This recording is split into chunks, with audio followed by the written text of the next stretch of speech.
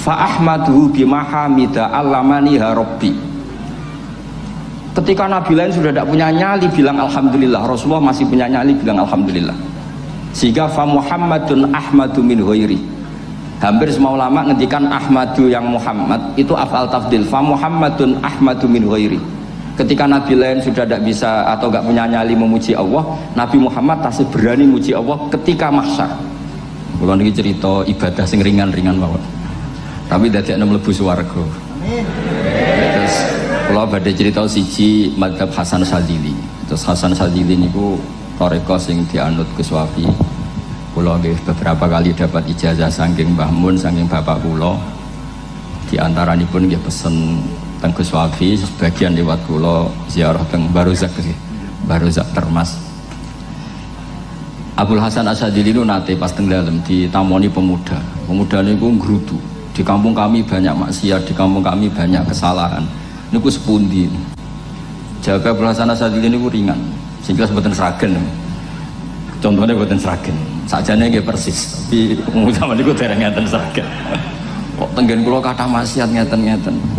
Jawab Abdul Hasan Asyadzili enteng mawon.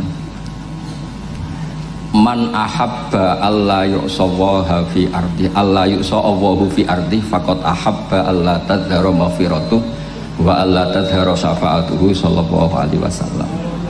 Dadi wong bayangno donya ora ana salah iku padha karo ora kepengin roh ghafure Allah Subhanahu wa taala. Mulane madzhab Syadzili paling bandel, ngurusi wong bandel paling bandel ya madzhab Syadzili. Angger kiai Syadzili iku ora umate macam-macam. Mane teng Indonesia niku penak, sing ketunan putih seneng nabi, sing ireng nggih seneng nabi, sing ra ketunan nggih seneng nabi. Mulane setan ku bingung. Nyongkone sing seneng nabi ketunan putih tok, sing seneng ketunan ireng ya seneng nabi, sing ra ketunan ya seneng nabi, sing lakenan ya seneng nabi. Jadi kelompok itu kathah sangat. Ini penting kalau aturaken mergi madhab Syadzili niku pancen dados pembanding madhab Sayyid Abdul Al-Haddad. Madzhab Abdul Hasan Asyadzili niku sing paling masyhur diriwayataken dening Shahibul Hikam. Mergi Ibnu Athaillah As-Sakandari muridé Abdul Abbas Al-Mursi, Abdul Abbas Al-Mursi muridé Abdul Hasan sinten Asyadzili. Niku madhab ingkang bener-bener jadi pembanding. Mergi teng bab husnudzon niku beliau itu pakar. Orang itu bisa yarjuwa hawal yaumil akhir. Orang itu bener-bener dibikin nyaman mbek Allah mbek Rasul. Misalnya ngeten, sampean sowan Allah iku kudu arep-arep disangoni. Kena arep disangoni berarti nganggep Allah iku medhit. Mulane tomak niku penting. Tapi mbek pangeran aja mbek wong, tapi mbek pangeran mbek. Dados limangka yarjuwa hawal yaumil akhir. Riyen niku zaman kula alit, niku anggere ana santri lunga iku sangu sak umbalan. Mergo yakin kiai iku nyangoni. Lho diyakini nyangoni ku keren, berarti diyakini lomo.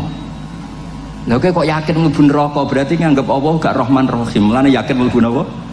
Swarga. Mau modal urun maulid sak dina ora urun malah entuk.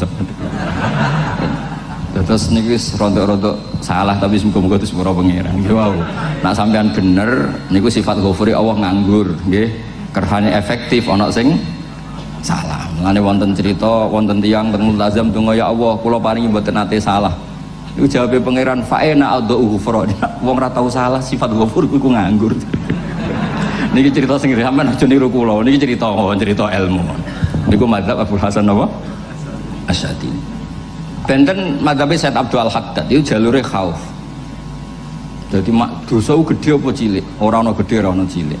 Aja delok sing mbok dosani, aja delok dosane tapi delok sing mbok dosani iku sapa. Misale Gus Wafi ngutus santri teng mriki, "Cung, tukokno rokok." Rokok itu barang makruh misal. Mestinya kan santri oleh bantah, niki kiai ku piye to barang makruh kok kon nuku. Tapi masalahnya kan arah dituruti ya gelo tenan. Jadi aja delok kongkonane penting ra penting, tapi mukhalafah iku sababul fir. Misalnya kados kula niki teng mriki kan wonten botol minuman. Cung pindah rene itu kan barang sepele. Terus sampean takok urgensinya apa ya harus dipindah. Iku santri mangkel to. Ya wis dipindah wae pokoke penting nu. Menurut itu cara pandang Sayyid Abdul Al-Haddad. Ki aja geman bantah pangeran senajan to perintahe sepele. Piye-piye mukhalafah ngono iku jenenge nentang. Nah cara Abul Hasan Asy'ari nggih boten barang gede mbek cilik kudu ono bedane, wong ana kabair ana saghair. Masa WA janda beda mbek goncekno ya kudu beda. Wong WA tok kok padha mbek napa? Goncekno ya kudu beda, kudu ana saghair, kudu ana napa? Kabair. Tapi cara Sayyid Abdul Haddad boten delok sing mbok maksiati ku sapa. Sehingga khazanah kita niki penuh dengan ilmu. Mulane wonten bab ijtihad. Ijtihad niku ruangannya luas sekali. Nggih kula bolak-balik nyontokno. Kula sakniki kan jare wong akeh kiai gedhe. Jare wong akeh kula niku kiai gedhe. Nek diundang manakipan tangga yo bingung. Ora teko sawane kiai gedhe sombong diundang wong cilik ora teko. Teko iku mahjubno kiai sing ora tau pahayu. Kuwi bingung. Nyatane kula ora teko nggih do matur nuwun Gus. Athok kula mboten lakon. Nah kula teko kan mesti ordere teng kula mboten. Cara sing untuk pitik gede nggih kula, salam templek gede nggih kula. Berhubung kula ora teko ngresikane tiyang kathah. Saiki misale ten takok, kiai gede diundang musala cilik kesunatan teko apa makruh teko? Cara ijtihad, cara sampean makruh teko napa kesunat? Kula misale diundang ning Sragen ning musala Penceng. Kula niku sunat teko napa haram teko? Haram ya bener nggih haram ya. Setuju haram. Mergo mahjubno ya haram setuju. Itu istihad. Istihad itu ranahnya itu karena nggak bisa ditebak. Istihad itu nggak bisa ditebak. Kalau ada cerita kata tentang istihad, niki betapa umat Rasulullah umat sing bejo, pilihan-pilihan istihadnya dibenarkan. Masyhur tentang cerita Bani Quraidah. Nabi ngendikan engkau kue jogeman sholat asar kecuali sampai neng kampung Bani Quraidah. Ternyata kurang 2 kilo atau 3 kilo matahari itu mau terbenam. Sebagian sahabat sholat sebelum sampai Bani Quraidah karena takut sampai Bani Quraidah sudah kodok nopo asar. Sebagian tetap sholat di Bani Quraidah meskipun sudah kodok asar. Ketika lapor Nabi semuanya dibenarkan. Semenjak itu ada pintu sing darani pintu nopo ijtihad. Mengenai gua bolak-balik cerita, wonten kiai nak tangkok, coba ngaji bek sopo, ngaji kalian tiang niki. Kiaimu tahu nangis mboten, lereni ngaji bek kiai raiso nangis, berarti hatinya atas. Nak Abdul Hasan Asy'ari takok, coba ngaji bek kiai sopo, kiai fulan, tahu guyu mboten nate, lereni kiai raiso syukur mbok jeni. Kiai raiso syukur mbok jeni. Karena itu masalah ijtihad. Nggih masalah napa? Ijtihad. Ijtihad itu polanya enggak jelas. Wonten kiai ora gelem mulang wedok nggih kathah, alasane wedi fitnah. Pancen iman pas-pasan mawon nomor wong ayu ya bingung. Tapi nak diwalik, nak kiai ora gelem mulang wong wedok terus sing mulang wong fasik, aliran sesat iku ya repot. Kowe ngerasa paling gak sesat. Ya sudah seperti itu masalah-masalah apa? Ijtihad.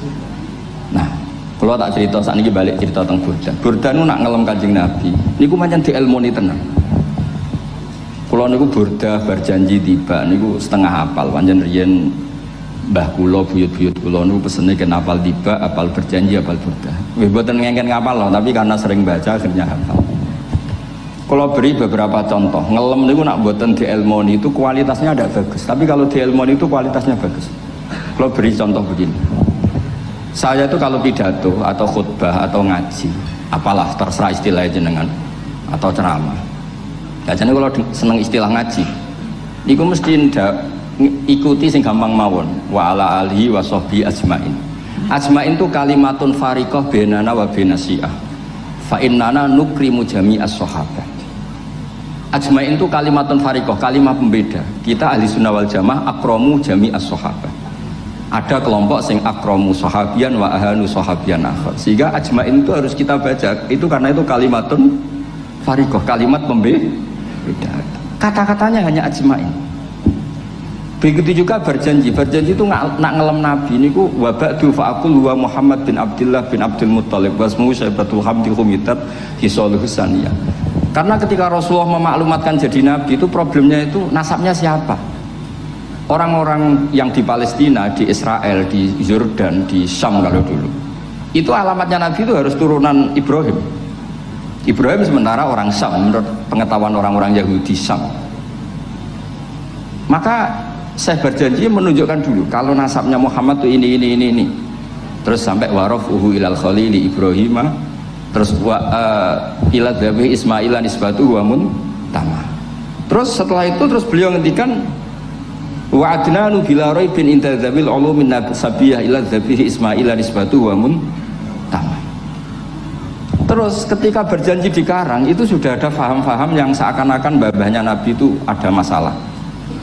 Terus beliau ngendikan ini Syaibatul Hamdi, Sayyid Abdul Muthalib itu orang yang ketika buka Ka'bah, buka Zamzam, saurip-uripnya muji pangeran.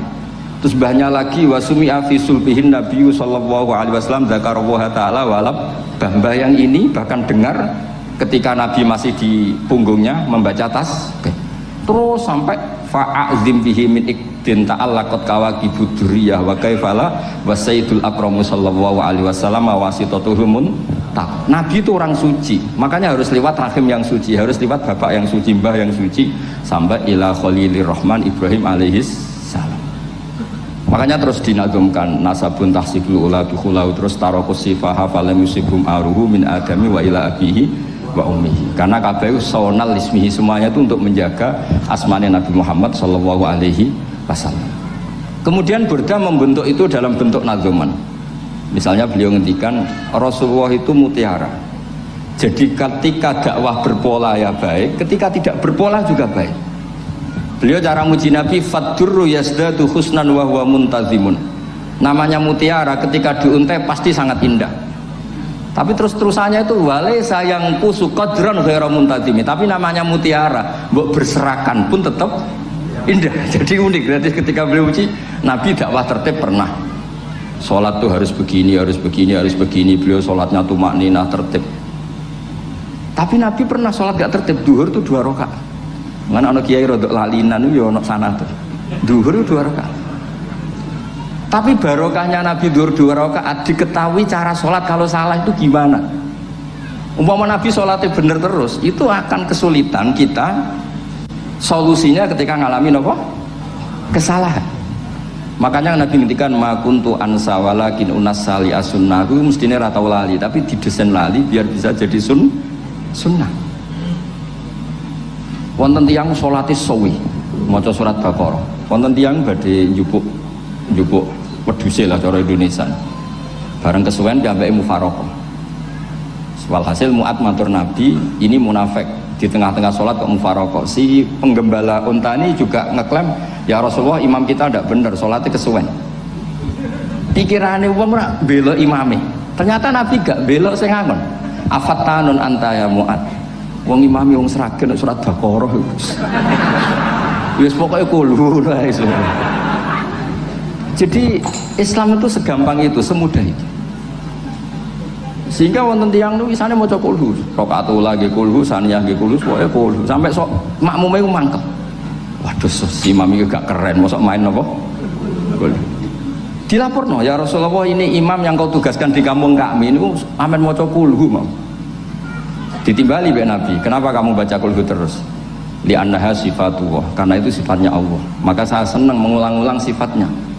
Terus kata Nabi, saya barusan dikasih wahyu Allah bahwa Allah mencintai kamu karena kamu mencintai surat kulhu. Nah ini ijazah yang seragen ini gue maaf. Nanti mau timbang mau idza samsu kuwirat bulet neng tengah. Jajal ampun tak tes nih. Kiai paling pinter teng seragen kan mau idza samsu kuwirat di depan umum. Mungkin nak dhewean roh tapi nang ngarepe Habib doa ngarepe Gus Wafi meriang nak muntir. Wah, ngoten niku kula ndek kanca niku imame level desa, bareng imami teng kecamatan salat Id. Mersiapno surat Tabarakalladzi biyadil mulk. Suwengi diapalo lanyah sampe ambeke hafid. Niku nyatane nggih malah klirune fatal, malah lali ra maca Fatihah. Saking semangate ben ketok imam keren maca surat napa? Tabar. Dadi yo ribet. Terus kula suwun seneng Nabi niku kados senenge para ulama. Niku nak nyifati Nabi niku gampang. Kula niki beto kitab Saraibun Burdah kalian Saraibun Barjanji. Niku kalau ngelem Nabi niku sederhana sebenarnya. Tapi itu yang mengena. Bisa ulang lagi niku sing mengena. Misalnya dawe Imam sing aran Risalah Qusyariyah. Tegene Bukhari ini cerita Bukhari. Nanti semua nabi ketika di akhirat tuh nafsi. Jadi roh prahara kiamat itu pun gak dinyali mau muni nafsi. Nabi ini cek kober ngendikan umat. Ketika semua nabi ku pelo wis ra iso muji pangeran. Nabi Muhammad di depan Allah tesih saged muji. Fa ahmaduhu bima hamida allamani rabbi. Ketika nabi lain sudah tidak punya nyali bilang alhamdulillah, Rasulullah masih punya nyali bilang alhamdulillah. Sehingga fa Muhammadun ahmadu min ghairi. Hampir semua ulama ngendikan ahmadu yang Muhammad itu afal tafdil. Fa Muhammadun ahmadu min ghairi. Ketika nabi lain sudah tidak bisa atau tidak punya nyali memuji Allah, Nabi Muhammad masih berani memuji Allah ketika mahsyar. Karena logikanya begini, kira-kira pikirannya nabi-nabi wis kiamat, berarti amal wis ditutup lah, buku wis tutup.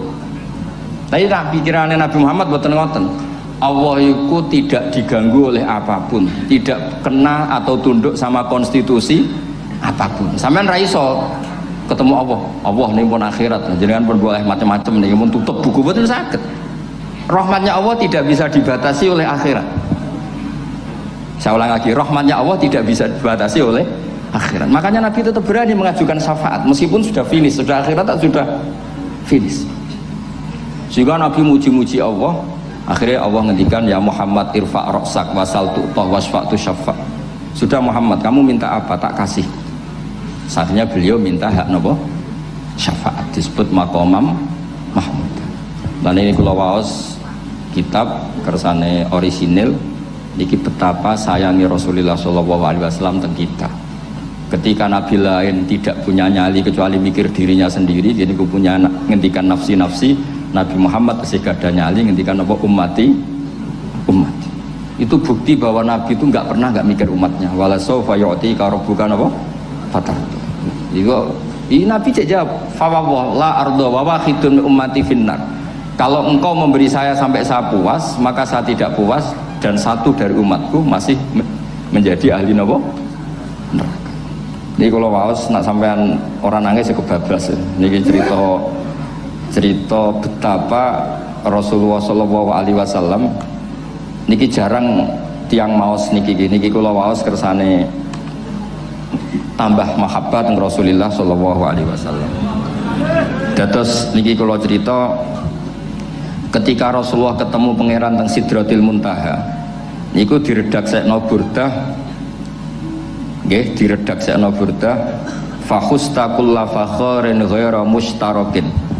Engkau mendapat kehormatan yang tidak tersaingi. Fakhustaqulla fakharin ghaira mustarakin. Jadi engkau mendapat kehormatan yang tidak akan tersaingi. Wajustaqulla maqamin ghaira mustahami. Atau wakhustaqulla maqamin ghaira mustahami. Dan engkau mendapat satu derajat yang nggak mungkin tersaingi. Mustaham itu nggak tersaingi lah. Walhasil ternyata derajat itu apa? Gini ku ketika Rasulullah ketemu Allah Ta'ala teng Sidratil Muntaha niku Sayyidah Aisyah radhiyallahu anha tangklet, ya Rasulullah malladzi auha ilaika rabbuk ifqal fa auha ila abdihi ma auha. Qala ya Aisyah aturidina anta alami ma la ya'lamuhu Jibril wala Mikail wala nabiyyun mursalun wala malakun muqarrabun. Nggih Aisyah, bagaimana mungkin kamu tanya sesuatu yang bahkan Jibril itu tidak tahu, Mikail itu tidak tahu, dan semua malaikat yang dekat maupun nabi yang jadi rasul semuanya tidak tahu hubungan saya, kedekatan saya dengan Allah membicarakan apa. Niku sing dimaksud burdah kaima tafuza biwaslin ayya mustatarin wonten sing maca ayyi mustatarin anil uyuni wasirrin ayya muktatamin. Jadi nabi ketika ketemu Allah di Sidratil Muntaha itu ada misteri yang hanya nabi yang tahu. Nabi niki ibu-ibu harus bangga Sayyidah Aisyah jenenge bojo wani tanglet. Ambek nabi itu sing ngeles. Itu rahasia yang Jibril saja tidak tahu, Mikail saja tidak tahu, masa kamu tanya? Niki khase wong putri ini. Ya Aisyah, as'aluka bi Abi Bakrin ila ma'alam tani. Gimana cara Jawa tak kadak nomor tuamu lah gak gelem cerita. Terus kunane kuno niku nggih wong wedok niku saged ngancam. Jadi kamane wis ngancam. Aku lapor bapakku, aku digo mulai sampean ra bojo kabare. Ya rada ribet jenengan ngadepi wong wedok niku rada ribet. Terus faqala akhirnya Nabi cerita, tapi ya tentu tidak semuanya diceritakan. Inni lama kuntu qaba qausaini qultu Allahumma innaka adzabta al umam ba'duhum bil hijar wa ba'duhum bil masih. Oh ya, ini halaman 63 62 teng kitab Hasyiatul Bajuri alal Burdah. Ya, kitab Hasyiatul Bajuri alal Burdah. Ya Allah, Engkau menyiksa umat-umat sebelum umat saya, sebagian bil hijar wa ba'duhum bil masih wa ba'duhum bil khosfi. Fama anta fa'ilun bi ummati. Lalu yang akan kau lakukan untuk umatku itu apa? Reputasi jenengan sama orang-orang yang durhaka itu selalu menyiksa. Ada yang pakai batu, yang dilikuifaksi, faksi, ada yang pakai ini. Mosok umatnya kekasih jenengan podo ngoten. Jadi Nabi ku pun nego lah, nego supaya gak sama. Faqala unzilu alaihimur rahmah min ananis sama wa ubaddilu sayiatihim hasanat. Ndak, saya ndak seperti itu dengan umatmu. Waman sa'alani a'taituhu waman tawakkala saterusé. Terus wafid dunya asturu alal usot wafil akhirah usyaffi'u kafihim. Orang-orang yang masih maksiat di dunia tak kasih hak tobat, dan nanti di akhirat tak kasih hak syafaat. Engkau tak kasih hak syafaat. Mulane ini penting dingertosi, bilih ukuran Nabi baik itu gampang nak sampean ngaji ngangge ilmu. Syafaati li ahlil kabair min ummati. Sok syafaatku kanggo wong-wong sing salah akeh. Wong Nabi ku ra melok dosa kok mikir nyafaati. Nak rapi-apike wong ra mungkin. Wong sing dosa iku sampean, sing salah sampean, sing mikir solusine Kanjeng. Nah, lho wong kok apikane ngono iku gak mungkin ta mungkin. Wong sing salah ku sampean, sing diutang yang sampean, sing kasus ku sampean, sing mikir Kanjeng. Nah, itu cara ulama ngelem Kanjeng Nabi. Mulane khodam tuhu bimatihin astaqilu bihi zunuba umrim madha fi syi'ri wal khodami. Dadi aku ngelem Nabi iku sebagai bentuk ngelem sing dadekno dosaku ben disepuro pangeran. Misalnya kita suka alpat, muji alpat, suka innova, muji innova, suka kebun, muji kebun. Sing ribet tuh nak suka hewan, seneng kucing nggak ngelem kucingnya. Lu bareng ngelem Kanjeng Nabi kok ora iso. Mulane jare Burdah, aku iku ngelem apa tau iso, mosok aku ora tau ngelem Kanjeng Nabi. Makanya terus beliau hidupnya, kemampuan syairnya didedikasikan hanya nggo ngelem Kanjeng Nabi Muhammad sallallahu alaihi wasallam. Mulane terus ngendikan wa huli kholasi khaira multazim. Saya dedikasikan kecerdasan saya untuk ngelem Kanjeng dan Nabi, dan itu solusi terbaik. Lalu nak ngelem Kanjeng Nabi kadang kebablasan, sampai dikritik banyak ulama karena kebablasan. Gini masyhur beliau ngendikan wala yadi ka rasulullah wa ijahu kabi idzal karimu tajalla bismi muntaqimi. Wonten naskah sing tahalla juga wau teng mriki diwaos napa tahalla napa tajalla tahalla ya. Wonten naskah tahalla wonten tajalla artosipun ngeten. Ya Allah, nabimu ini engkau gelari nabi yang ar-raufur rahim, sebagaimana yang sering disebut Habib Ali Al-Habsyi.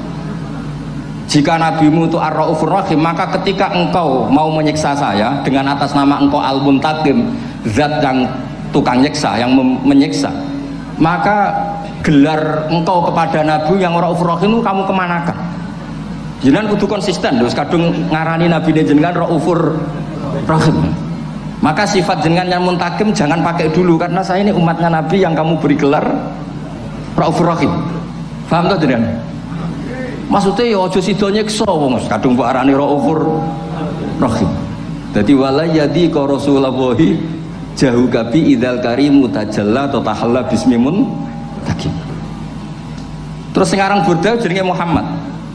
Allah kadung janji wong sing jenenge Muhammad ora bakal disiksa. Sebetulnya maknanya ya Muhammad Sayyidul Anbiya nih. Tapi ketika ono panggilan Muhammad ke depan, Muhammad gak boleh disiksa. Jeneng kula nggih Muhammad.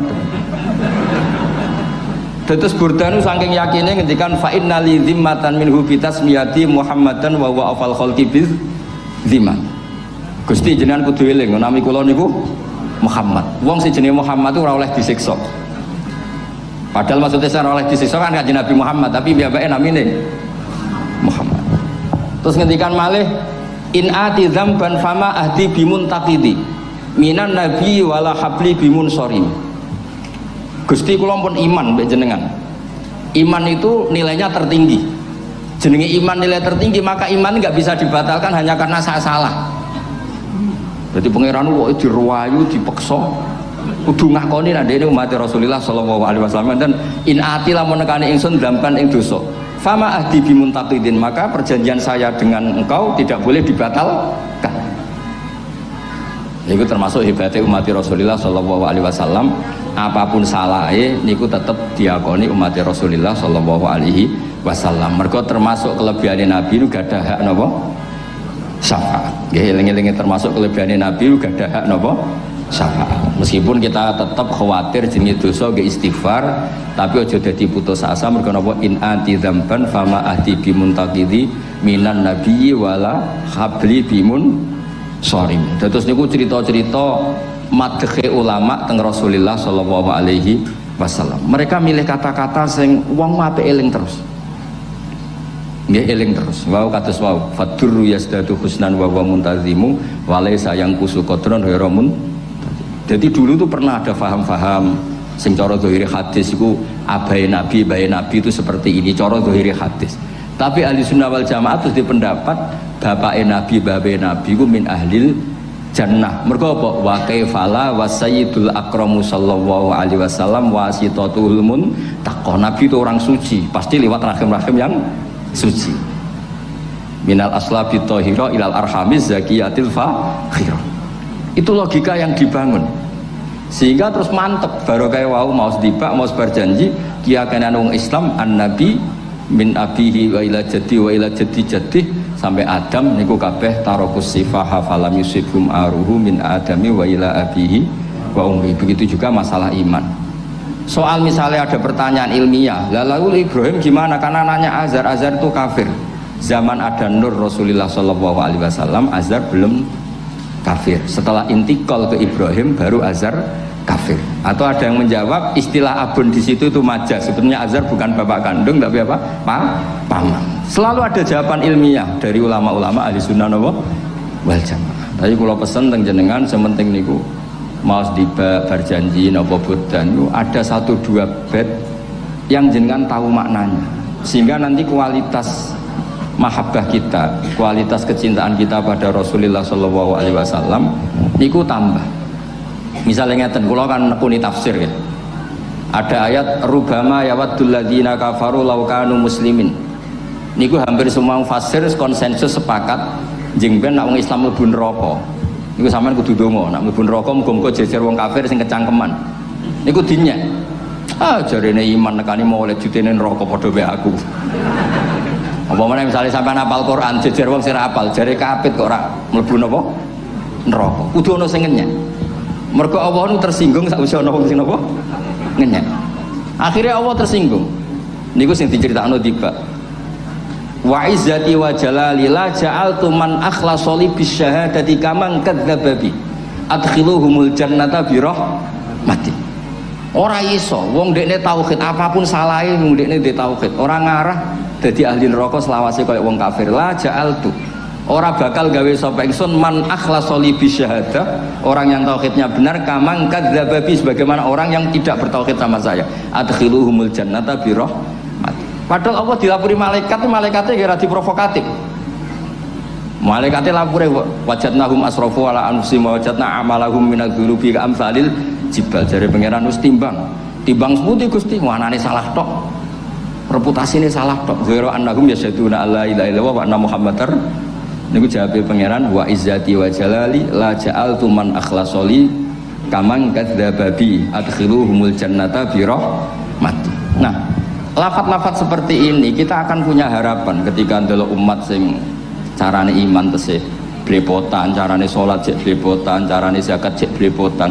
Kita selalu punya harapan barokahnya iman, barokahnya mahabbah ning Rasulullah sallallahu alaihi wasallam, mereka tambah hari tambah baik. Jangan beragama yang tidak punya harapan, karena agama ini bagi yang punya harapan. Dimangka yarjuwa wal yaumal akhir, bukan yang tidak punya harapan.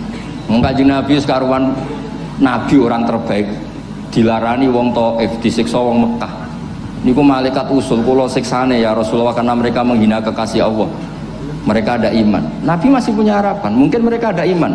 Tapi asawah ayyukhrija bal arju ayyukhrijawah min aslabihim may ya'budu wa la yusyriku bihi syai'an. Bapak orang iman, aku cek di harapan anak putune iman. Dan sedekah Rasulullah sallallahu alaihi wasallam. Sani kata bapak era poso, anaknya melok TPQ, bareng poso juk gendong, akhirnya bapak izin melok poso. Bapaknya mau Quran ra tahu, bapaknya nekani wisuda anaknya hafid. Mulane bapaknya ora kena dibentuk, ya arep-arep napa? Anake. Nah anake ora kena dibentuk ya arep-arep putune nganti Imam Mahdi turun nang ngoten. Pokoke agama niki limangka nayarjuha wal yaumal akhir. Terus kula suwun sak napa? Madzhab Abdul Hasan Asyadzali. Nggih pancen madzhab niku kathah, tapi kula suwun agama teng zaman akhir dawuh Mbah Mun kudu kathah rojae. Nggih mergi walladzina amanu asyaddu hubbal lillah. Dawuh Imam Ghazali ar-roja yuqaddam alal khauf. Mergo roja dadekno mahabbah. Orang yang punya harapan itu lebih mudah mahabbah. Dan hubungan kita dengan Allah itu hubungan mahabbah. Ini ku walladzina amanu asyaddu hubbal lillah. Saman roh anake wakal kok hubungane putus asa mesti maksudno. Tapi nek hubungane iso wae saiki nakal so ben gak, iso wae saiki goblok so ben gak. Senajan to so ben ra terbukti lah, penting hidup itu ada harapan. Guys, penting hidup itu napa? Ada harapan. Kata ulama ngendikan afdhalul ibadah intizarul farad. Apa-apa ibadah selalu punya napa? Harapan. Terus Indonesia yang seperti ini kita berharap akan lebih baik, akan lebih baik. Wong cilik kula niku sing jilbaban mau keluarga ketok. Saniki kathah tiyang napa? Jilbaban. Cilik kula tiyang salat di masjid ki mboten serame sekarang.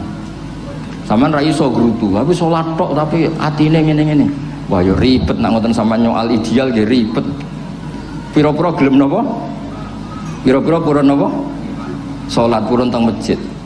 Sampeyan ndak usah memaksa ideal, wong kita ndak pernah napa? Ideal. Kula suwun cerita-cerita teng tiba teng berjanji bahwa Nabi sahibus syafa'ah, Nabi nu tiyang sing peduline napa ummati. Jadi ketika Nabi lain mboten gadah nyali ngadepi hisab, ngene iku do muni nafsi, Nabi tesih gadah nyali mikir umate ngendikan mati. Carane apa? Muji pangeran bimahamida allamani ha rabbi. Lane dawuh iki teng ulama-ulama dawuh fa Muhammadun ahmadu min ghairi. Makanya summiya Muhammadan mergo li annahu satu wasammihi idza wada'atihi Muhammadan li annahu satu madun apa ubba wa summiya Ahmad li annahu ahmadu min ghairi. Ini hampir semua ulama ngendikan ketika teng mahsyar semuanya Nabi gak punya nyali untuk matur minta sama Allah mergo wis kiamat berarti wis finis. Nabi tesih gak ada pikiran Allah itu tidak terhalangi oleh kiamat, Allah tidak terhalangi oleh akhirat, Allah tidak bisa dihalangi apapun, sehingga Nabi tetap wani njaluk pangeran. Berarti mujine Nabi ku lebih top karena tahu Allah itu tidak terbatasi. Nah karena Allah tidak terbatasi, podo-podo Allah wapian, wis tak jaluk kanggo umatku sing mati alat tauhid. Berhubung Nabi ngoten terus Allah ngendikan ya Muhammad irfa ra'sak napa wasal tu'tah wasfa tusyafa. Muhammad kepala kamu angkat, kamu minta apa saya turutin. Terus Nabi minta hak napa? Syafaat. Seseorang bertobat.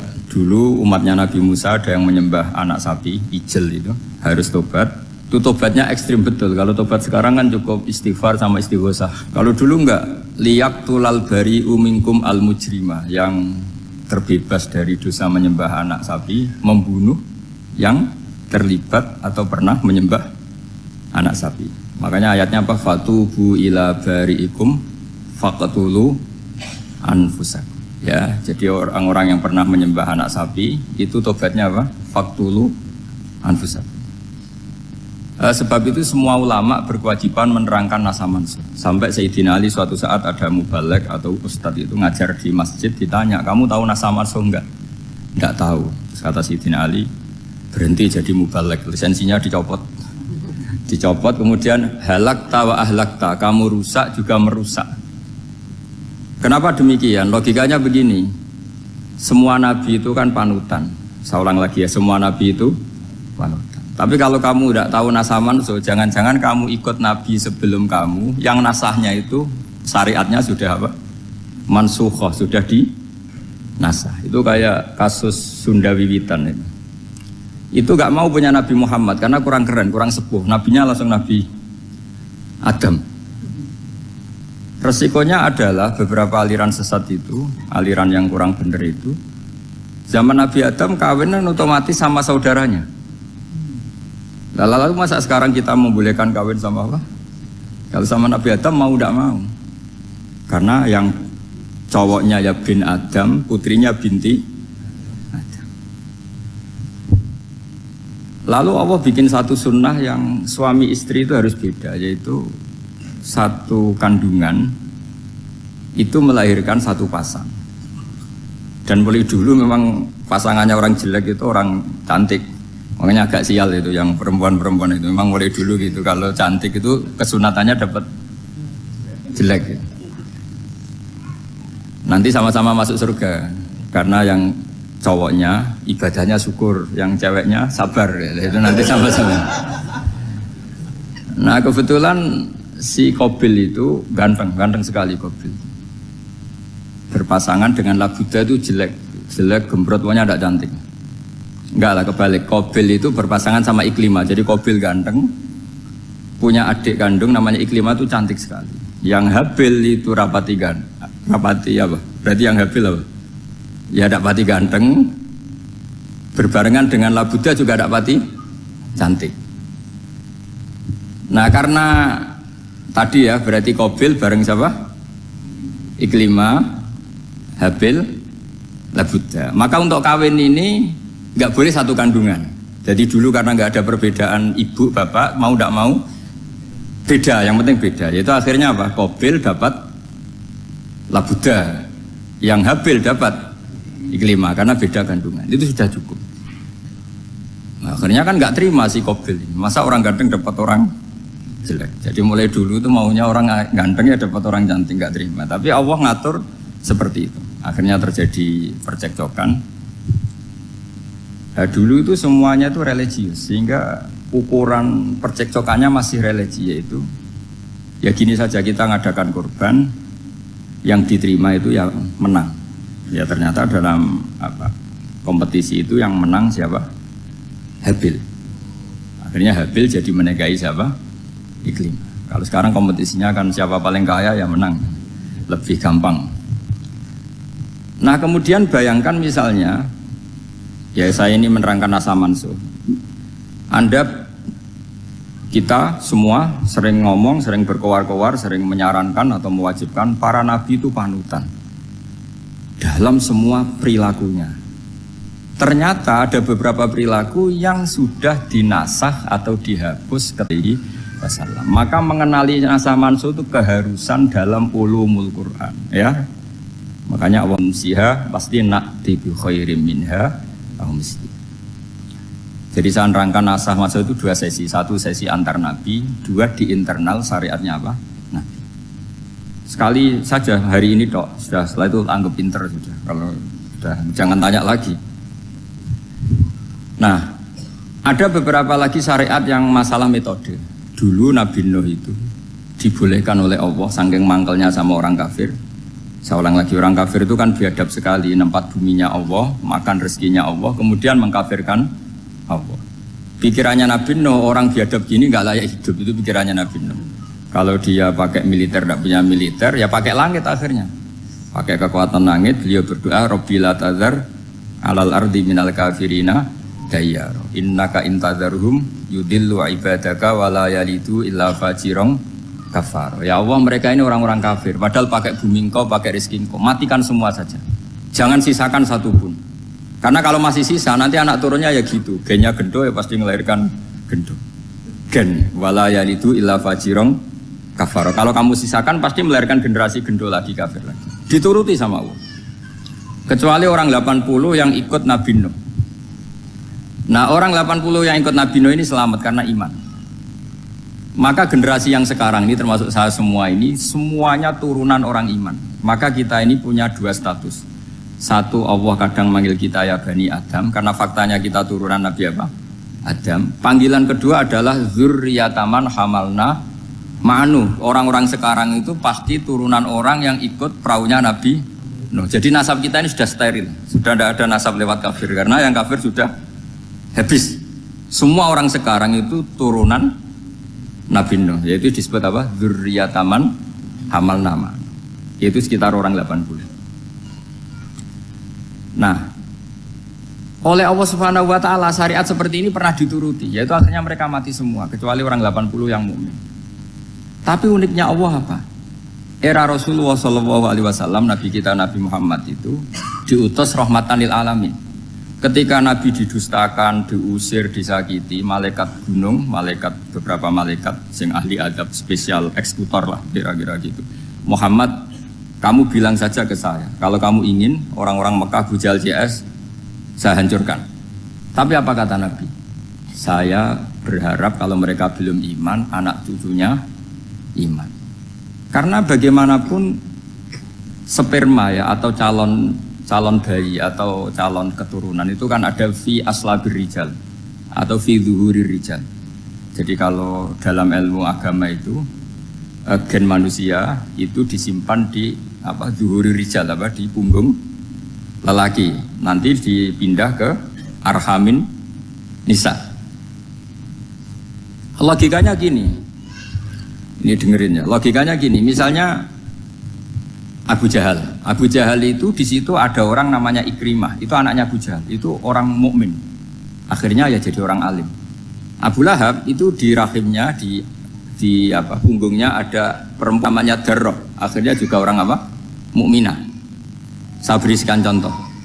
Khalid bin Walid itu anaknya Walid. Walid itu musuh besarnya Rasulullah, tapi di punggungnya ada orang bernama Khalid. Ini dengerin. Nah di punggung ini kira-kira Allah sudah tahu apa belum? Jawabannya sudah tahu. Artinya kalau ini mati atau kamu bunuh, kamu sebenarnya nggak bunuh orang kafir saja, bunuh calon orang mukmin yang sekarang masih bersemayam di punggungnya orang-orang kafir. Jadi bisa saja orang yang sedang kafir itu ada sekian calon generasi yang suatu saat mukmin. Itu syariat yang diajarkan ke Rasulullah SAW. Karena kasefnya Nabi, kasef itu satu kondisi di mana seorang Nabi itu dipertontonkan sesuatu yang nggak kelihatan. Itu dalam bahasa Arab kasef atau mukasyafah. Nabi dipertontonkan ternyata banyak orang kafir yang di punggungnya itu ada calon generasi mukmin atau muslim. Akhirnya Nabi nggak berani. Jangan bunuh. Mungkin bapaknya ada iman tapi anaknya iman. Betul, Abu Jahal punya anak Ikrimah, Abu Lahab punya anak Darrah, Walid punya anak siapa? Khalid. Itu mirip seperti kita, bapak era sholat, anak ETPK sholat, akhirnya bapaknya katut sholat. Banyak nggak di Indonesia, bapaknya tidak bisa baca Quran, anaknya hafid. Nah, itu kalau bapaknya kamu habis, tidak ada yang meselin. Makanya biarkan hidup saja. Nah, artinya gini, andai kan tidak ada ulama yang menerangkan nasa mansuh, dikira syariat Nabi Nuh itu abadan mu'abbadat, selamanya lama. Sehingga main teror sama orang kafir sah berdasar Nabi Nuh. Padahal kita sudah ganti Nabi, yaitu syariatnya Rasulullah SAW. Masyhur itu ketika Nabi ngendikan, saya tidak minta mereka dihukum, tapi ya Allah saya minta Allah mahdi qaumi fa innahum la ya'lamun. Mereka kafir itu karena tidak tahu. Sehingga ada periode. Loh kalau perang itu beda, perang itu konteksnya duel, itu tidak harus sama Abu Jahal, Abu Lahab. Ada penjahat mau bunuh kamu wajib perang nggak? Wajib. Penjahatnya meskipun muslim apa harus kafir? Meskipun muslim. Maka kata ulama fikih sebetulnya perang duel itu bukan syariat muslim sama kafir tok. Masih muslim sama muslim, misalnya ada orang mau merkosa istri kamu, terus dia pamit gini, saya muslim loh, beri hak loh. Nggak bisa. Saya penjahat loh, muslim, jadi kamu nggak boleh merangin saya, ngelawan saya kan muslim. Nggak bisa, tetap harus dilawan. Makanya kata ulama-ulama fikih, pertarungan sama musuh itu udah harus sama orang kafir. Orang muslim pun yang mengganggu kehormatan kita, misalnya mau merkosa istri Anda, itu harus dilawan. Makanya Nabi ngendikan mangkutilah duna mali fahuwa syahid, mangkutilah duna harimi fahuwa syahid. Orang yang mati karena membela kehormatan keluarganya atau hartanya, maka dia mati syahid. Dan penjahat yang mati ini muhaddarun damu, diabaikan sehingga nggak kena kisos, pembunuhnya nggak kena. Misalnya ada penjahat mau bunuh kamu duel menang, kamu nggak kena kisos karena ini muhaddarun damu, diabaikan kehormatannya. Padahal dia muslim, apa? Muslim. Ini perlu. Jadi ini mengaji ini agak jelimet tapi gampang. Kan kalau paham nggak paham selesai, jadi anggap aja selesai itu. Sehingga kalau nggak ada nasa mansuh, maka orang selalu berpikir pokoknya yang penting ikut Nabi. Nah itu bahayanya kalau Anda tidak tahu detail. Jangan-jangan syariat yang kamu ikuti itu syariat yang sudah berstatus mansukhoh, telah dicabut. Dan itu banyak. Makanya kata Sayyidina Ali ketika ada orang ngajar gak tahu nasa mansuh, halakta wa ahlakta, kamu rusak dan merusak orang lain. Seperti tadi pernah ada kawin itu satu turunan, yaitu era Nabi Adam. Masa kita sekarang kawin sama satu turunan, kan nggak mungkin. Ya kan, pernah ada membumi hanguskan orang kafir, yaitu syariatnya Nabi Nuh. Itu dihapus oleh syariatnya Nabi Ibrahim dulu. Yaitu Nabi Ibrahim menghentikan apa? Faman tabi'ani fa innahu minni wa man asoni fa innaka ghafurur rahim. Ya, kalau orang ikut saya, ya Allah ya tersiat, masih balelo, saya berharap engkau ampuni. Akhirnya banyak orang kafir tobat. Coba era Rasulullah itu semua orang kafir Mekah itu kafir. Nabi belum wafat, itu sudah ada 114.000 mukmin semua. Jadi Nabi menangi mayoritas orang menjadi mukmin dari mayoritas kafir. Yaitu disebut wara'aitan nasa yadkhuluna fi dinillahi afwaj. Andai kan Nabi Muhammad pakai syariatnya Nabi Nuh, bisa nggak mengislamkan orang sebanyak itu? Nggak bisa kan? Maka ini penting mengenali nasah mansur. Jadi periode cara wong Jawa maksud no tuntas. Robila tadar itu, pasot tuntas itu, menghabisi itu habis di periode Nabi siapa?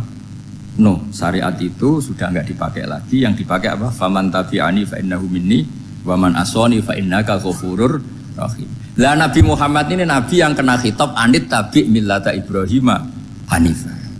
Jadi masternya Nabi Muhammad itu mentornya Nabi Ibrahim. Sehingga syariatnya ya faman tabi'ani fa innahu minni wa man asoni fa innaka ghafurur rahim. Tidak syariat Rabbila tadzar alal ardi minal kafirina daya. Jelas ya. Jadi mengenali nasa manso itu penting sekali, karena kalau enggak Anda halakta wa ahlakta, kamu merusak diri kamu sendiri juga merusak orang lain. Karena menfatwakan hobi dulu. Syariat yang apa? Syariat yang nggak pernah terhapus hanya satu, usuluddin, yaitu tauhid, itu sama. Tapi kalau syariat itu beda-beda, atau furu'iyah itu beda-beda. Yaitu tadi saya beri contoh, era Nabi dulu kalau ada pakaian najis dipotong, dibuang. Era Nabi Muhammad dicuci. Orang kafir dihabisi oleh langit. Era Nabi Muhammad nggak boleh, bahkan didoakan Allahumma hdi qaumi fa innahum la ya'lamun. Di Qur'annya apa? Wa inna haddum minal musyrikin astajaraka fajirhu hatta yasma'a kalamullah summa ablighu ma'mana. Jadi kalau ada orang kafir enggak boleh main dihabisin, mereka beri peluang untuk mengkaji kitabullah hatta yasma'a kalamullah. Kalau mereka sudah berpeluang ngaji, harus summa ablighu ma'mana, harus dijamin keamanan. Ya, karena apa? Dzalika bi annahum qaumul la ya'lamun. Bagaimanapun mereka memang karena tidak tahu. Nah, kenapa tidak tahu? Enggak. Karena tadi mereka tertutup oleh kultur yang beratus-ratus tahun. Mbah-mbahnya mereka menyembah batu, menyembah berhala. Ya tahunya itu ya Tuhan. Bagaimana Anda bisa menjelaskan sesuatu yang sudah beratus-ratus tahun, kan tidak gampang. Maka ada periode dimaklumi, apa? Kalau era sampean kan, mosok waktu disembah saking gobloknya orang, kamu lahir kan sudah nyembah Allah, tidak nyembah batu. Bayangkan kalau kamu jadi mereka. Wong perut kamu saja disuruh makan pizza sakit kok, karena saking lamanya makan sambal kan gitu. Kamu bilang perempuan Indonesia saja cantik kok, saking lamanya jadi orang Indonesia. Padahal orang Indonesia tanyakan orang Eropa, cantiknya di mana? Kamu lahir di Afrika, bilang orang Afrika itu cantik, tanyakan orang Eropa, cantiknya di mana, hitam gitu kok. Jadi orang itu pasti terkooptasi oleh sekelilingnya. Orang Afrika akan bilang wanita Afrika itu cantik. Coba tanyakan orang Eropa, cantik apa enggak? Belas. Orang Eropa yang kulitnya gitu kata orang Eropa indah, kata sampean koyok anaknya kebo katanya kuda jadi. Jadi orang itu akan terkooptasi oleh sekelilingnya. Bayangkan kalau semua orang nyembah berhala terus kamu ndak, alasan kamu apa? Kan menentang mayoritas. Dan itu berat. Maka dimaklumi oleh Allah, dzalika bi annahum qaumul la ya'lamun. Fi menah panyeruar. Nah, pemakluman ini yang mulai sekarang terkikis. Orang main pukul saja enggak mau ngaji. Enggak mau ngaji Quran secara kafah. Jadi fatwanya Islam kafah tapi ngajinya Quran enggak kafah. Ngambil 1-2 potongan ayat dipakai dalil. Jadi Islamnya inginnya kafah tapi ngajinya Quran enggak. Kalau kafah ya hafal 30 juz itu. Kalau mau ya, kalau mau kafah ya hafal berapa? 30. Makanya saya sering bilang, saya sering dinasihati orang karena belum tahu saya ini hafal Quran. Bapak harusnya Islam itu kafah. Kata saya ya dimulai dari konsep Islam itu kafah dulu, apa ya hafal Quran secara kafah. Jadi ini penting saya utarakan. Bahaya sekali orang mengenali Islam tanpa mengenali nasah mansukh. Karena beberapa syariat Nabi sebelum kita itu berstatus mansukh. Terus contoh berikutnya, ini nasakh mansukh antar Nabi apa khusus internal Nabi? Antar Nabi aja gak selesai nih sampai subuh aja gak selesai. Contoh yang paling keren mungkin cowok semua senang. Nabi Dawud dulu istrinya berapa? 99. Nah itu kalau masih halal itu kan berarti jenengan tuh punya istri berapa? Wah itu kan ngeri betul. Punya satu aja repotnya gitu apalagi berapa? Punya 99. Terus kamu bilang gini, ini kan syariatnya Nabi Dawud, Nabi kan bisa diikuti. Pernah ada periode di mana seperti itu boleh. Jadi makanya mau tidak mau harus. Kalau enggak ya kamu masih berkeyakinan boleh beristri berapa? Nah ini penting saya utarakan. Makanya Sayyidina Ali itu kalau ngetes calon mubaligh, kira-kira kalau Kemenak dulu inginnya apa? Sertifikasi apa? Mubaligh. Itu tanyanya gitu. Ta'rifun an-nassa wal mansukh, kamu apa tahu nasa mansukh? La. Jawabnya Sayyidina Ali, halak tahu ahlak tahu, kamu orang yang rusak. Karena tadi takutnya ada syariat yang sudah mansukh dipakai. Itu tadi misalnya kita ini tidak umatnya Nabi Nuh, tapi pakai syarat Robbila tadar alal ardi minal kafirina. Terus ketiga begini, misteri manusia itu. Dan ini kita tidak pernah tahu sampai kiamat, tapi ini ilmu harus kita diskusikan. Misalnya saya ini namanya Bahaudin. Saya sekarang hidup sampai 2019 sekarang. Kan hanya Allah yang tahu berapa turunan saya sampai kiamat dan statusnya kayak apa. Donald Trump juga gitu. Donald Trump itu sekarang kafir. Tapi kita tidak pernah tahu nanti turunan keberapa ada yang Muslim. Lah turunan yang calon Muslim ini diletakkan di mana kita tidak tahu. Yang jelas kalau kamu bunuh itu katut itu. Artinya gini, logika membiarkan orang kafir itu ya ada logikanya. Nah, logika membunuh karena mereka mau membunuh kita ya ada logika fikihnya. Karena kalau kita ada membunuh dibunuh. Makanya semuanya hukmu ya duruma ilatihi wujudan wajib. Di sini terus dipertemukan. Makanya semua nabi itu kalau yang namanya membunuh pasti pas perang saja karena ini kondisi yang memang pilihannya hanya dua, kalau nggak dibunuh ya membunuh. Ada duel lah itu. Maka ini butuh kajian fikih dan orang nggak boleh subjektif dalam hal ini. Saya ulang lagi, tidak boleh subjektif karena tadi orang yang kamu katakan sekarang misalnya Zaid, kamu itu bodoh sekali. Kenapa bodoh? Nggak hafal Quran, nggak pernah kuliah, nggak pernah ngaji. Ternyata Zaid ini bersemayam calon anak yang alim alama hafal Quran, namanya Umar, tapi masih jadi sperma. Suatu saat Zaid itu punya anak alim alama, kan banyak orang nggak bisa baca Quran punya anak hafid, banyak nggak di Indonesia? Banyak nggak petani yang punya anak dekan? Petani punya anak dekan, yang dekan punya anak naik kelas saja susahnya bukan main. Banyak kan? Nah ketika dibalik nanti anak dekan pinter mana? Kita tidak pernah tahu. Makanya ini kan ya sudah, kalau nggak pernah tahu ya bilang saja wallahu alam kan selesai. Daripada keminter keliru kan ada wallahu alam.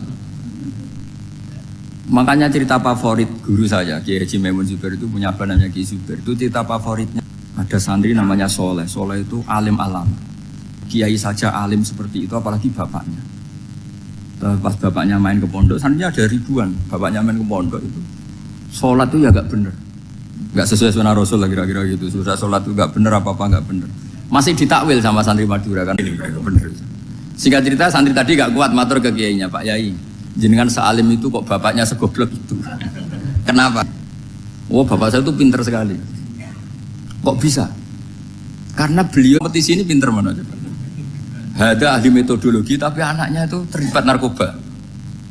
Yang ini petani utun, anaknya dekan. Kira-kira kalau dikompetisikan pinter mana?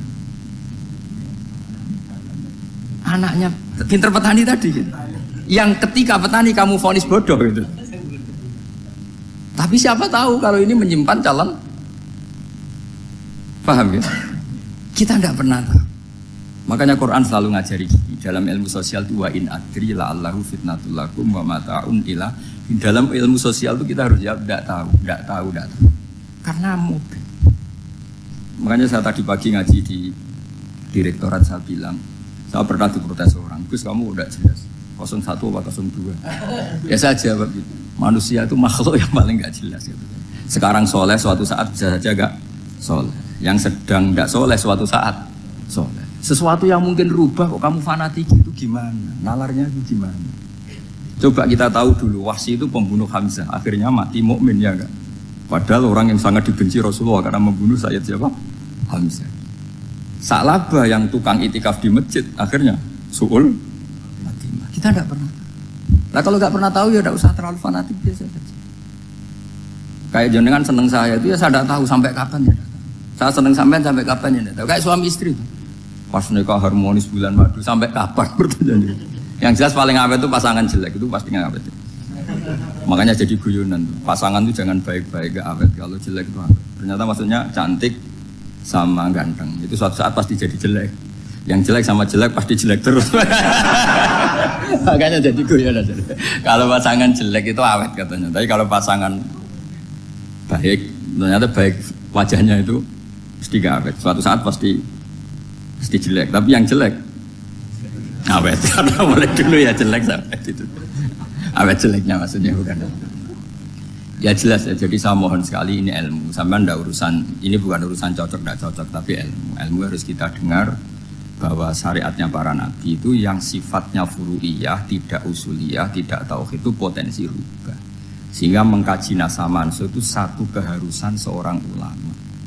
Makanya setiap ada syariat nabi, hal hadis syariah mu'abbadah amla, mansukhoh amla. Karena potensi itu tinggi. Kita tahu dulu semua nabi sholat menghadap apa? Baitul Maqdis.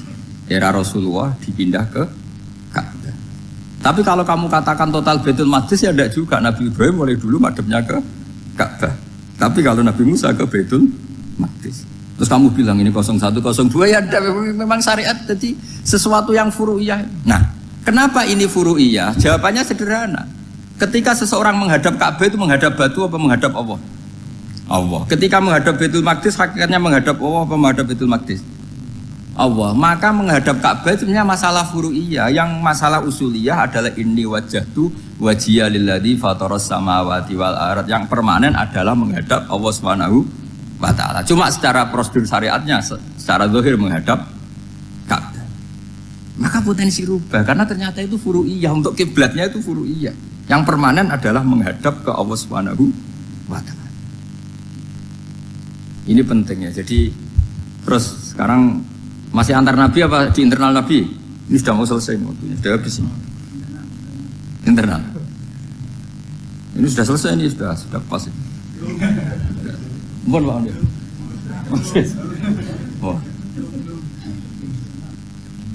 Jam sudah sampai mana tadi? Diteruskan apa enggak? Sudah ya, sudah kayaknya sudah. Biar kelihatan cerdas dulu. Sekali pertemuan sudah pinter gitu. Berapa? Setengah jam sudah pinter.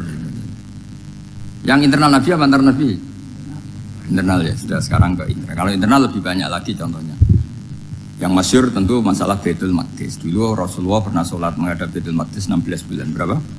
16 bulan, khilaf 17. Pokoknya khilafnya hanya 16 dan 17. Kalau ada bilang 10 bulan berarti gak pernah ngaji khilafnya. Karena khilafnya itu hanya 17 sama 16. Akhirnya sama Allah diminta disuruh menghadap ke Ka'bah. Saya ulang lagi, itu tetap masalah antar nabi sebetulnya. Begini, makom itu kalau dalam bahasa Arab bukan kuburan. Kalau di Indonesia kan makomnya Sunan Bonang itu kan kuburan. Kalau makom dalam bahasa Arab itu sesuatu yang pernah dipakai singgah, itu namanya apa? Makom. Lalu Rasulullah itu pertama di Medina itu madhab Baitul Maqdis itu 16 bulan. Orang Yahudi senangnya bukan main. Sampai mereka bilang gini, Muhammad tuh gaya-gaya nantok punya agama baru, tapi kiblatnya ikut kita. Baguslah anak itu katanya, masih tahu diri katanya. Bagus katanya itu masih tahu diri. Jadi senangnya bukan main orang Yahudi. Karena kiblatnya Muhammad sama dengan mereka. Ya tentu mereka jangkar Muhammad, bukan Sayyidina Muhammad atau Rasul Muhammad, karena mereka masih gak iman.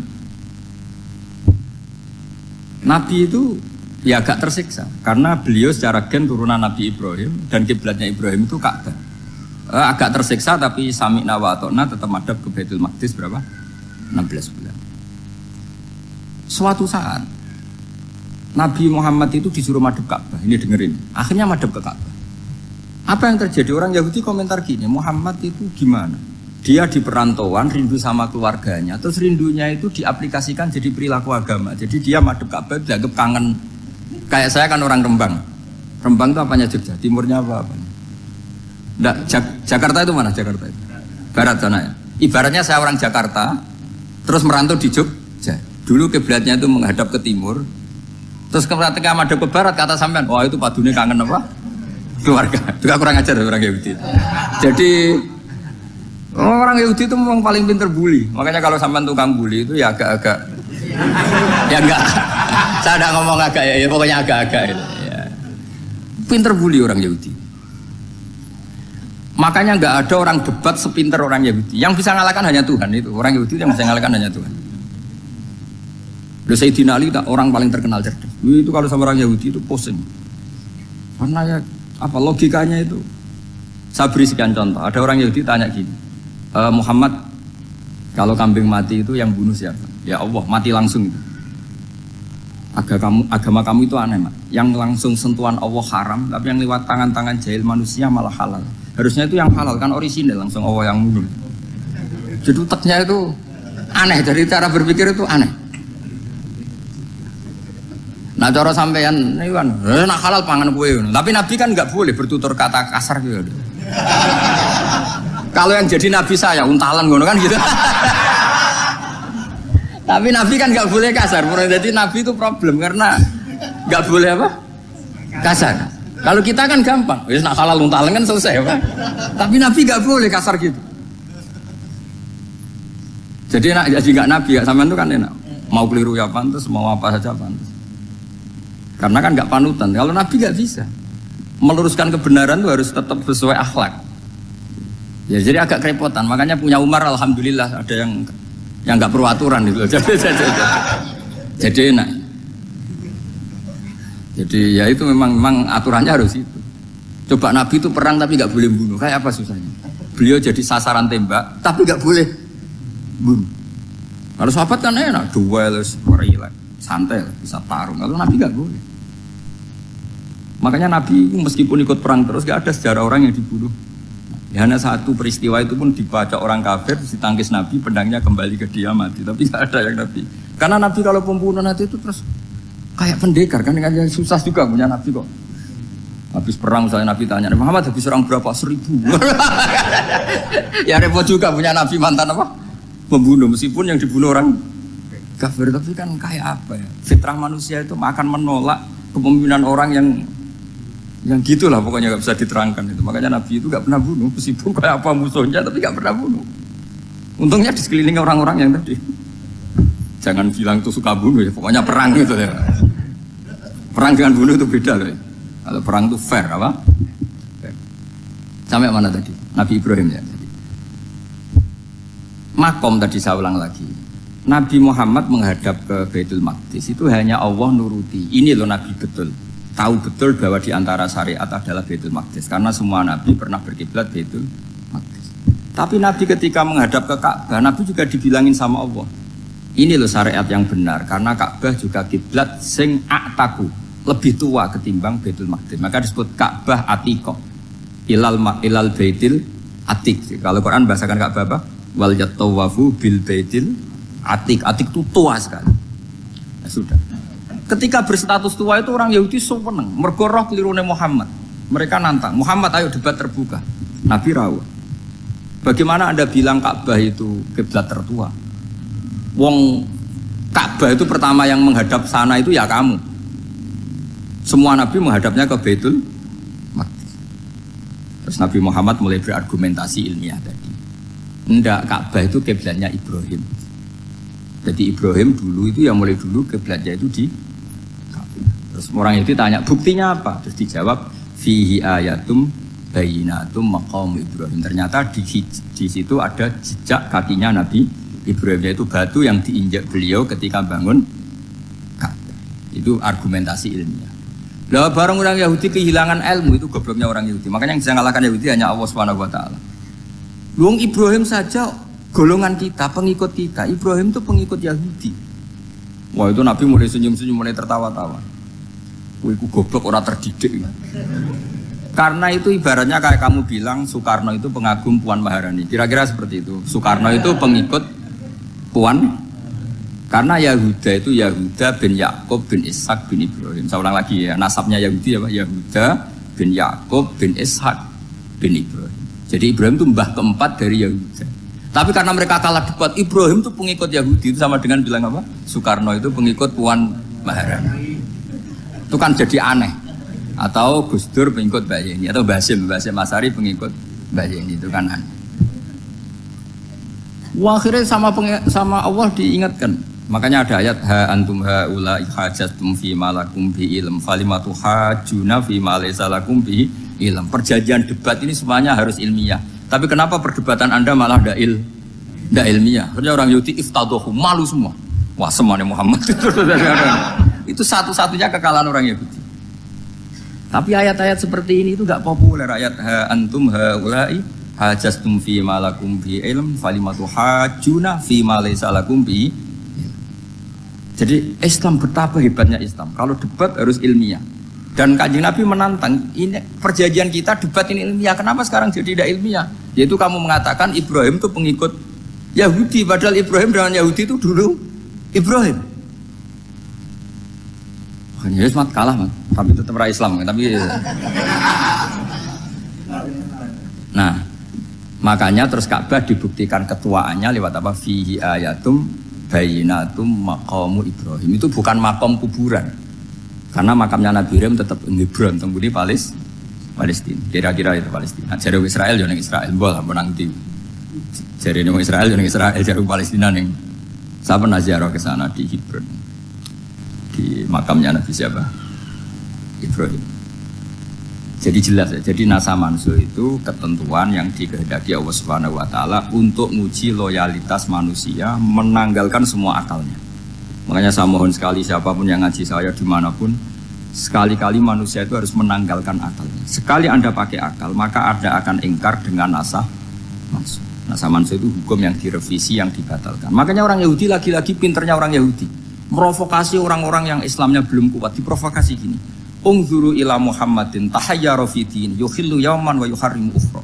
Lihat itu Muhammad, dia kebingungan cara beragama. Kadang bilang A, besok bilang B. Jadi nak sama mansub dianggap satu bentuk kebingungan. Gak kurang ajar tapi. Wah, akhirnya sebagian orang yang murtad. Makanya nasa mansub itu satu peristiwa yang menjadikan banyak orang murtad. Karena diprovokasi orang Yahudi bahwa itu bentuk kebingungan Muhammad. Akhirnya terus saya qulu sufaha minan nasi ma wallahum an qiblatimul lati kanu alaiha. Nah, kelirunya orang Yahudi adalah ternyata nasa mansuh yang dipilih Rasulullah itu semuanya ada di Taurat dan Injil. Termasuk di Taurat dan Injil disifati dan Nabi yusolli ilal qiblatain, bahwa Nabi ini akan bersolat dengan dua kiblat. Makanya tetap ditantang. Qul fa'tu bit-taurati fatluha in kuntum shadiqin. Kalau kamu tidak percaya bahwa saya ini orisinil, ayo bareng-bareng mengkaji Taurat. Tapi mereka tidak siap mengkaji Taurat. Karena Taurat semuanya mendukung Rasulullah Muhammad SAW. Fatluha in kuntum shadiqin. Makanya ini penting sekali ngaji. Jadi perdebatan itu macam-macam. Dan itu pinternya orang Yahudi. Ungzuru ila Muhammadin tahayyara fi dini yukhillu yawman wa yuharrimu ukhra. Ini penting sekali. Makanya nasa mansu itu uji loyalitas. Itu Imam Malik kalau mencontohkan ke Imam Syafi'i. Saya berisikan contoh fikih. Ini saya melanggar waktu ini. Ini sudah berapa? Saya yang tidak mengesahkan diri saya. Ya misalnya ini ya, ini kertas saya bawa ya, ini kertas saya bawa. Terus ini tak kasih uang misalnya, uang 100.000. Atau kalau contoh Imam Syafi'i dulu dididik Imam Malik begini. Ya Syafi'i, kalau kamu punya dua budak, dua pembantu, kalau dulu kan masih ada budak, dua pembantu lah kira-kira. Seneng mana, yang cerdas sama yang goblok? Seneng yang cerdas. Kalau yang nurut sama yang bantahan, seneng yang nurut. Lah yang nurut itu yang goblok. Makanya tinggal dibalik saja. Kamu tak beda ya. Seneng mana punya istri yang cerdas apa yang goblok? Coba jawab.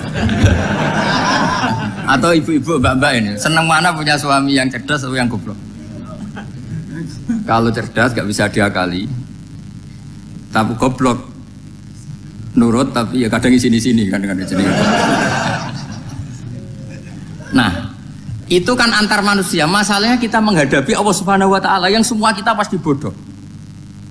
Kita menghadapi Allah Subhanahu wa taala yang semuanya kita pasti bodoh. Allah jelas ngendikan wa kanal insanu zaluman jahula. Manusia itu banyak dolimnya. Dolim itu sifat mubalaghah. Kalau orang dolim sekali dolim, kalau sering zalum, kalau jahil biasa jahil, kalau banget jahili jahul. Bahasa Arab kan gitu memang. Ghafir pengampun biasa, kalau ghafur selalu mengampuni. Syakir, makanya sifatnya Allah Ta'ala ikut wazan fa'ul semua. Ghafur, syakur, atau diikutkan wazan fa'al. Kalau goblok biasa jahil, goblok banget jahal kan itu. Kafir biasa kafir, kalau kafir banget kafar. Ya, jadi wazan balaghah itu bisa fa'al, bisa fa'ul ya. Kafirin, kafar atau kafur. Paham ya? Malah ngaji nahwu. Ya, tapi ini memang perangkatnya ya. Ini kan perang mau tidak mau. Makanya misalnya Allah tidak suka kulla kafarin banget kafir ya, Pak. Paham ya? Kulla khawanin banget khianate. Kalau khain khianat biasa, kalau khawan sering khianat. Nah manusia itu kata Allah apa? Zaluman. Wes banget dolime, banget bodoh. Itu kalau yang ngarang hikam mencontohkan tuh gini, manusia itu pas bener saja salah, apalagi pas salah. Jadi manusia itu kata imam yang ngarang hikam itu, man itu kanat mahasinhu masawiyah, fakih fala takunu masawihi masawiyah. Ketika baik saja buruk, apalagi ketika buruk. Coba kalau ada orang dermawan sama teman-temannya, tanyakan istrinya, duit dihambur-hambur, disekno konco ngalono bojo. Mesti gitu. Teman yang sering silaturahim ke teman-temannya, kata temannya baik, senang silaturahim, tanyakan istrinya, oh meninggali wong. Jadi manusia pas baik saja ada buruknya, apalagi pas buruk.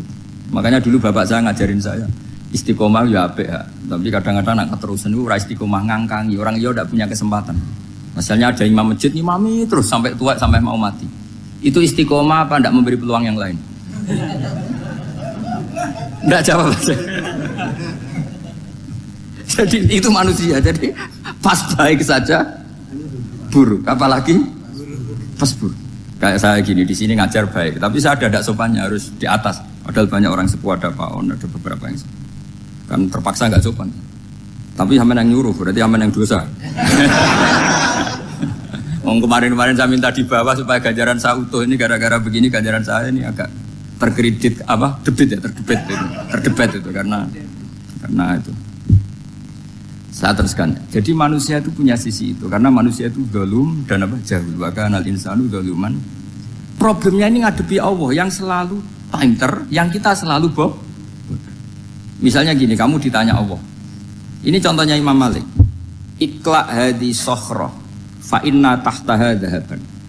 Coba bongkahan batu itu kamu angkat, di bawahnya ada emas. Lalu budak yang pinter berlogika, oh disuruh buka itu karena ada emas toh. Berlogika. Kalau budak yang goblok enggak, ya disuruh ya diangkat saja. Ada emas apa enggak karena perintah ya diangkat. Yang satu nurut karena perintah, yang satu nurut karena ada emas, ada sesuatu. Logikanya suatu saat Tuhan tuh hanya bilang gini tok, ikla hadis sokhroh, batu itu angkat. Yang nurut yang goblok permanen tadi kan langsung ngangkat. Yang pinter, ini ada apa lagi Gusti kok harus diangkat? Ya gak ada apa-apa, nyuruh saja kata Allah gitu. Wah tidak bisa, sesuatu harus ada alasannya. Itu kira-kira mangkel loh apa gak? Oh mangkel.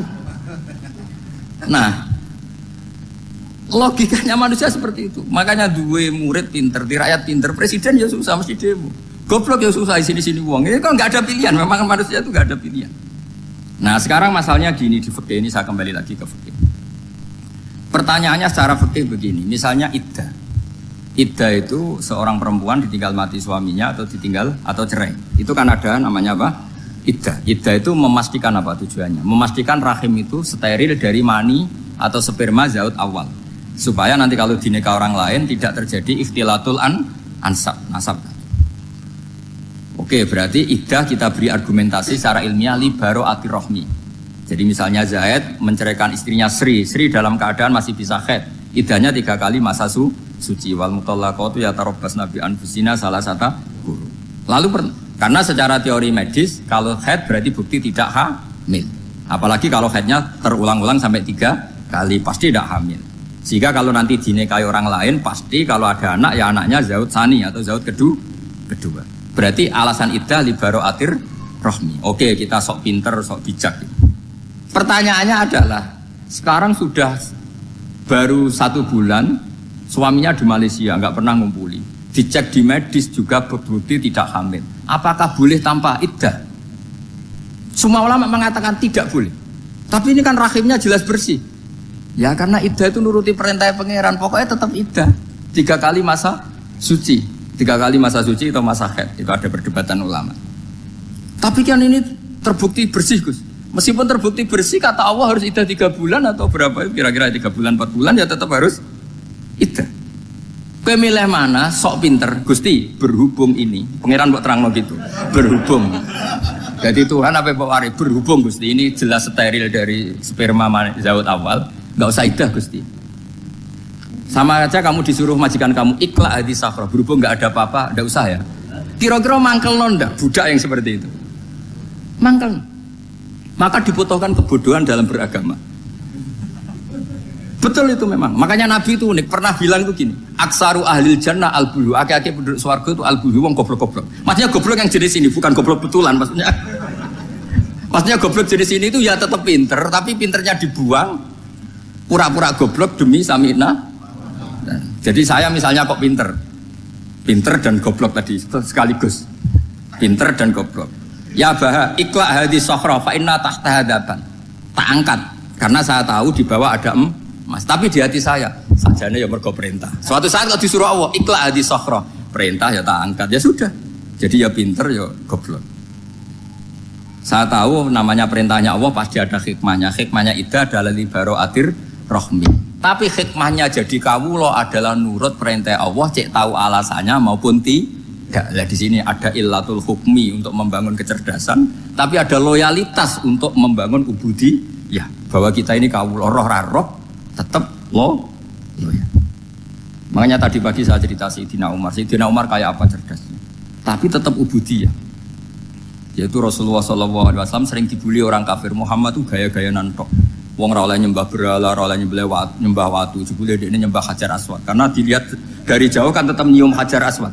Coba kalau kamu lihat dari jauh, kamu sujud dari jauh kan kayak sujud sama batu. Makanya Sayyidina Umar karena orang kafir masih cara berpikir gitu, tiap nyium Hajar Aswad itu komentar gedumel. Alim tu annaka hajarun la tadurru wa la tanfa. Walau la anni ra'aitu Rasulullah qabbalaka ma qabbal. Bukan. Aku ronake watu, ora mandoroti, ora manfaati. Kalau saja saya tidak melihat Nabi nyium kamu, saya tidak sudi nyium kamu. Jadi tidak berdoa, doa mustajab itu tidak gerutu. Karena apa? Umar tahu ini masalah secara tauhid. Kalau saya doa depan Hajar Aswad nanti dikira syirik karena berdoa di depan batu. Tapi kalau saya tidak nyium, nyulayani sunnah Rasul, yaitu nyium Hajar, wis tengah-tengah nyium sambil gerutu. Itu sudah kompromi. Ya nyium tapi gerutu. Kayak apa? Makanya ya cerdas tapi ya goblok tadi ya cerdas. Itu uniknya Rasulullah. Jadi muji orang pintar ya sudah langit. Tapi Nabi pernah dalam satu hadis mengatakan aksaru ahlil jannah al-bulbu. Aki-aki penduduk swarga itu orang bodoh. Artinya orang bodoh itu bukan bodoh betulan. Dia meninggalkan akalnya demi loyalitas ubudi. Nah, untuk menutup sesi ini terakhir betul, saat tutup slide ini selesai. Untuk menutup itu bukti begini, perang Badar itu perang yang nggak mungkin dimenangkan umat Islam karena orang kafir itu 1000 dengan pasukan full dengan peralatan perang full. Rasulullah itu tahun kedua Hijriah itu pasukannya hanya 313. Itu pun pedang itu untuk orang 5 itu hanya ada pedang 1. Jadi kalau mau dibaca orang sih kamu nilai pedangnya aku. Itu kan nggak kebayang perang dalam keadaan seperti itu. Jadi mesti kalah, orang kok mungkin kalah mesti. Tapi Nabi tetap bilang, saya ini disuruh Allah perang, ya harus berangkat. Yaitu perang Badar. Kata para sahabat, ya Rasulullah ini gak masuk akal. Sudah gak usah perang, ini gak masuk akal. Mau store nyawa. Sudah gitu dadaan, gak ada persiapan. Lucunya apa? Sahabat itu ketika Nabi tetap berangkat. La akhrujanna walau waqti. Nabi menginginkan saya tetap berangkat meskipun sendiri. Setelah Nabi berangkat sekian meter, tuh sahabat ikut semua. Kata Nabi, lah kamu kok ikut? Ya ikut saja. Kata kamu mesti kalah. Ya anggap saja setor nyawa. Demi loyalitas pada jenengan. Itu makanya nggak ada periode sebaik periode sahabat. Tapi yang gerutunya jalan. Karena gerutu ini bawaan ilmiah. Makanya kita loyal sama presiden, tapi yang nggak cocok ya gerutunya jalan. Tapi bawaan mencintai Indonesia tetap jaga stabilitas. Itu bawaan cinta Indonesia, bukan cinta pejabatnya kadang. Gerutunya jalan, tapi bawaan loyal sama Indonesia tetap mengaku. Bawaan loyal sama Rasulullah tetap ikut perang, bawaan akal karena nggak masuk akal ya gerutu. Dan itu uniknya Quran itu mengapresiasi itu dan dianggap nggak masalah. Saya bacakan ayatnya. Kama akhrajaka rabbuka min baitika bil haqq wa inna fariqam minal mu'minina lakarihun yujadilunaka fil haqqi ba'dama tabayyana ka'annama yusaquna ilal mauti wa hum yanzurun. Peristiwa Badar ada peristiwa kamu itu keluar untuk perang. Sahabat kamu ngikuti, tapi mereka lakarihun, enggak senang sebetulnya. Karena enggak masuk akal. Ya gremeng tapi ya derek. Yujadilunaka fil haqq, mereka mendebat kamu dalam kebenaran. Jadi ya Rasulullah wong perang karuan kalah jenengan lakoni alasane nopo? Lah kok melok? Ya saya harus ikut jenengan Nabi. Itu unik. Kalau orang sekarang mana mau, kalau gak masuk akal gak mau melakukan. Coba misalnya istri kamu belajarnya dikurangi, anggap saja petualangan latihan hidup di masa lalu, gak mau. Padahal petualangan itu hal yang indah. Petualangan itu kan hal yang indah, kan gak mau. Oh ngirit aja alasan. Tapi lucunya kalau dijak camping bermiskin-miskin di hutan mau. Karena karpe dewe, tapi nak suami yang ngongkon. Ayolah seminggu ini kita model miskin, anggap aja petualangan masa lalu. Enggak mau. Karena pinter, apa? Coba kalau bodoh. Ya ngono ya rapopo Mas. Tapi resiko anak bodoh, pas kamu sakit ya dibiarin. Karena dia melihat sakit kan biasa, namanya manusia. Jadi makanya ini pilihannya susah, hidup itu masih susah makanya ini. Jadi uniknya Quran gitu, Quran itu membolehkan psikologi manusia. Makanya Allah ngendikan kutiba alaikumul qital wa huwa kurhul lakum. Ya saya tahu kamu tidak suka perang. Allah yang ngakui bahwa kurhul enggak apa-apa. Tapi ketidaksenangan kita harus dilawan demi mengikuti Allah dan misalnya perempuan Allah juga gitu, wa ashiruhunna bil ma'ruf. Gauli istri kamu muamalah secara baik. Kata Allah fa in karihtumuhunna fasa antakrahu syai'a wa ja'alallahu fi khairan katsira. Mungkin ada watak yang kamu tidak suka, tapi di situ ada kebaikan. Allah ngaku yang namanya suami mesti ada watak yang enggak suka dari istrinya. Juga sebaliknya lebih banyak lagi yang suami istri kamu enggak suka watak kamu. Juga enggak suka hidung kamu, wajah kamu banyak lah enggak disuka. Tapi demi kestabilan negara suami istri ini, mereka loyal, justru itu bagus. Maka jagalah ilmu, juga jagalah loyalitas. Itu yang perlu saya utarakan. Jadi makanya agama ini dibangun dua. Satu kecerdasan hikmah, yaitu ya al-hukmu ya duru ma'ilati wujudan wa adalan. Tapi juga ada ubudiyah, bahwa agama ini milik Allah. Maka sami'na wa ata'na. Karena begini logikanya, saya ulang lagi masalah batu. Iqla hadis sofro fa inna tahta hadaban. Terus saya angkat, pembantu saya ngangkat. Dia saya gaji atas nama apa? Nurut kan? Atas nama menemukan emas apa atas nama nurut? Nurut, karena emas itu juga penemuan saya, milik saya. Ngangkat batu yang nggak ada emasnya juga atas nama nurut.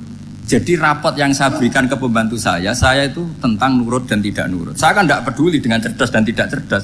Itu kan tidak sesuatu yang menguntungkan saya. Nah Allah juga gitu. Kecerdasan kamu, pinter kamu itu tidak menguntungkan Allah Subhanahu wa Ta'ala. Karena Allah itu tidak butuh pinter kamu, cerdas kamu.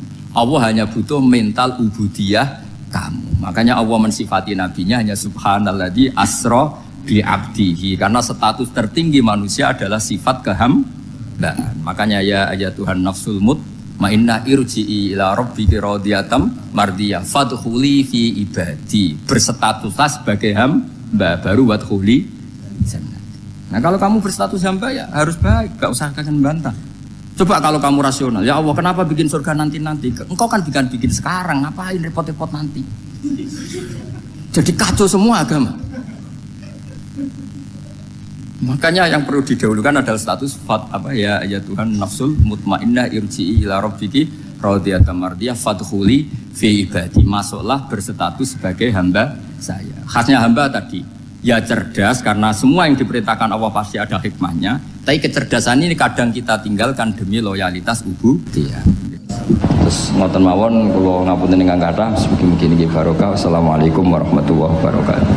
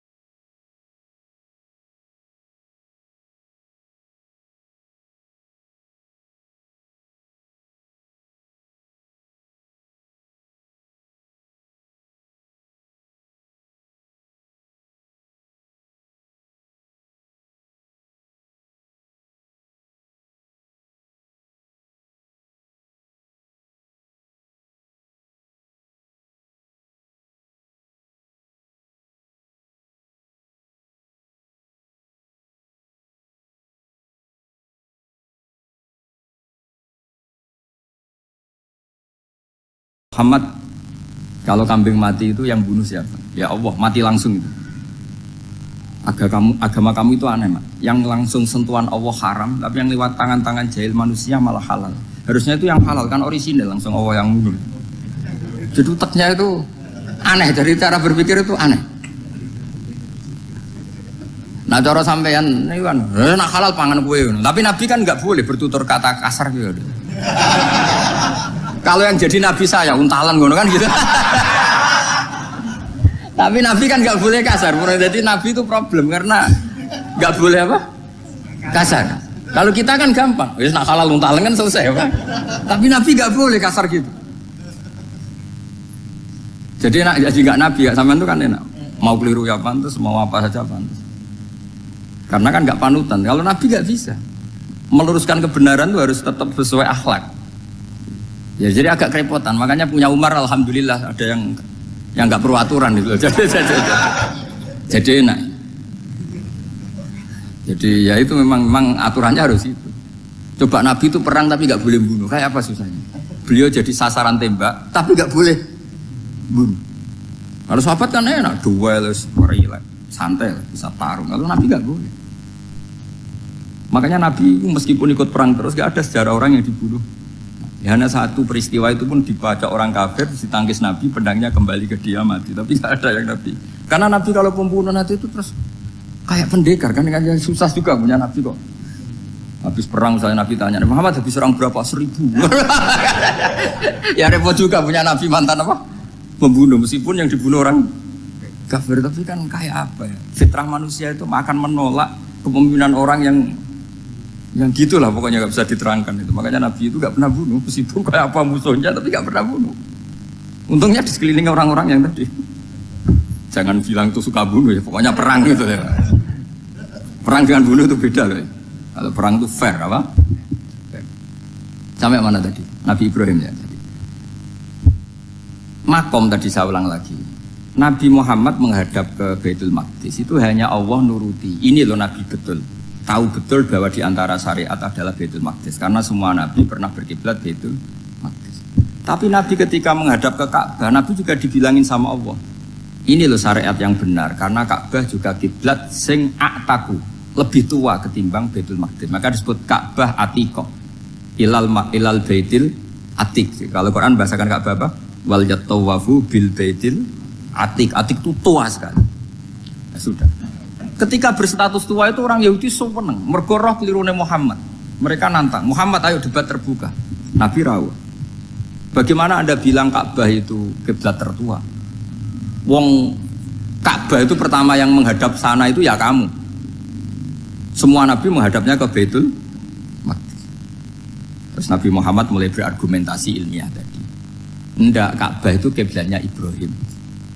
Jadi Ibrahim dulu itu yang mulai dulu kiblatnya itu di Terus orang itu tanya buktinya apa? Terus dijawab fihi ayatum bayinatum maqam Ibrahim. Ternyata di situ ada jejak kakinya Nabi Ibrahim, yaitu batu yang diinjak beliau ketika bangun Ka'bah.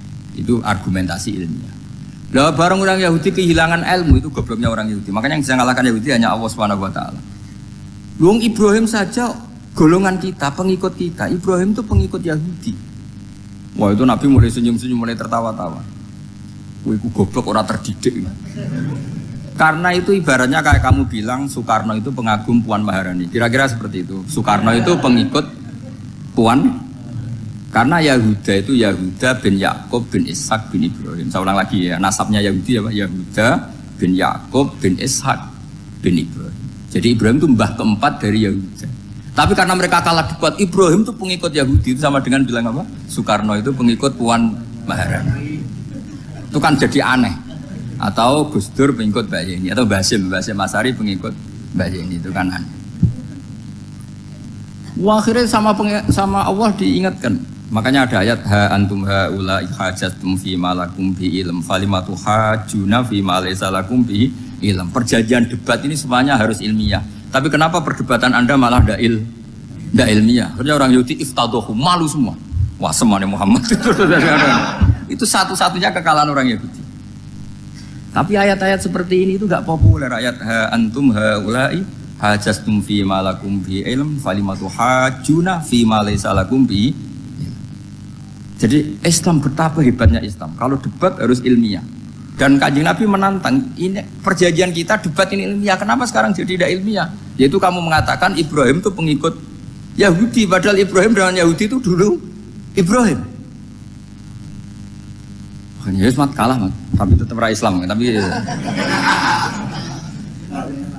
nah, makanya terus Ka'bah dibuktikan ketuaannya lewat apa? Fihi ayatum bayinatum maqamu Ibrahim. Itu bukan makam kuburan. Karena makamnya Nabi Ibrahim tetap di Hebron, tempat Palestina. Kira-kira itu Palestina. Jadi Israel yang Israel, bola menang di. Jadi ini Israel yang Israel, jadi Palestina yang. Saya pernah ziarah ke sana di Hebron, di makamnya Nabi siapa? Ibrahim.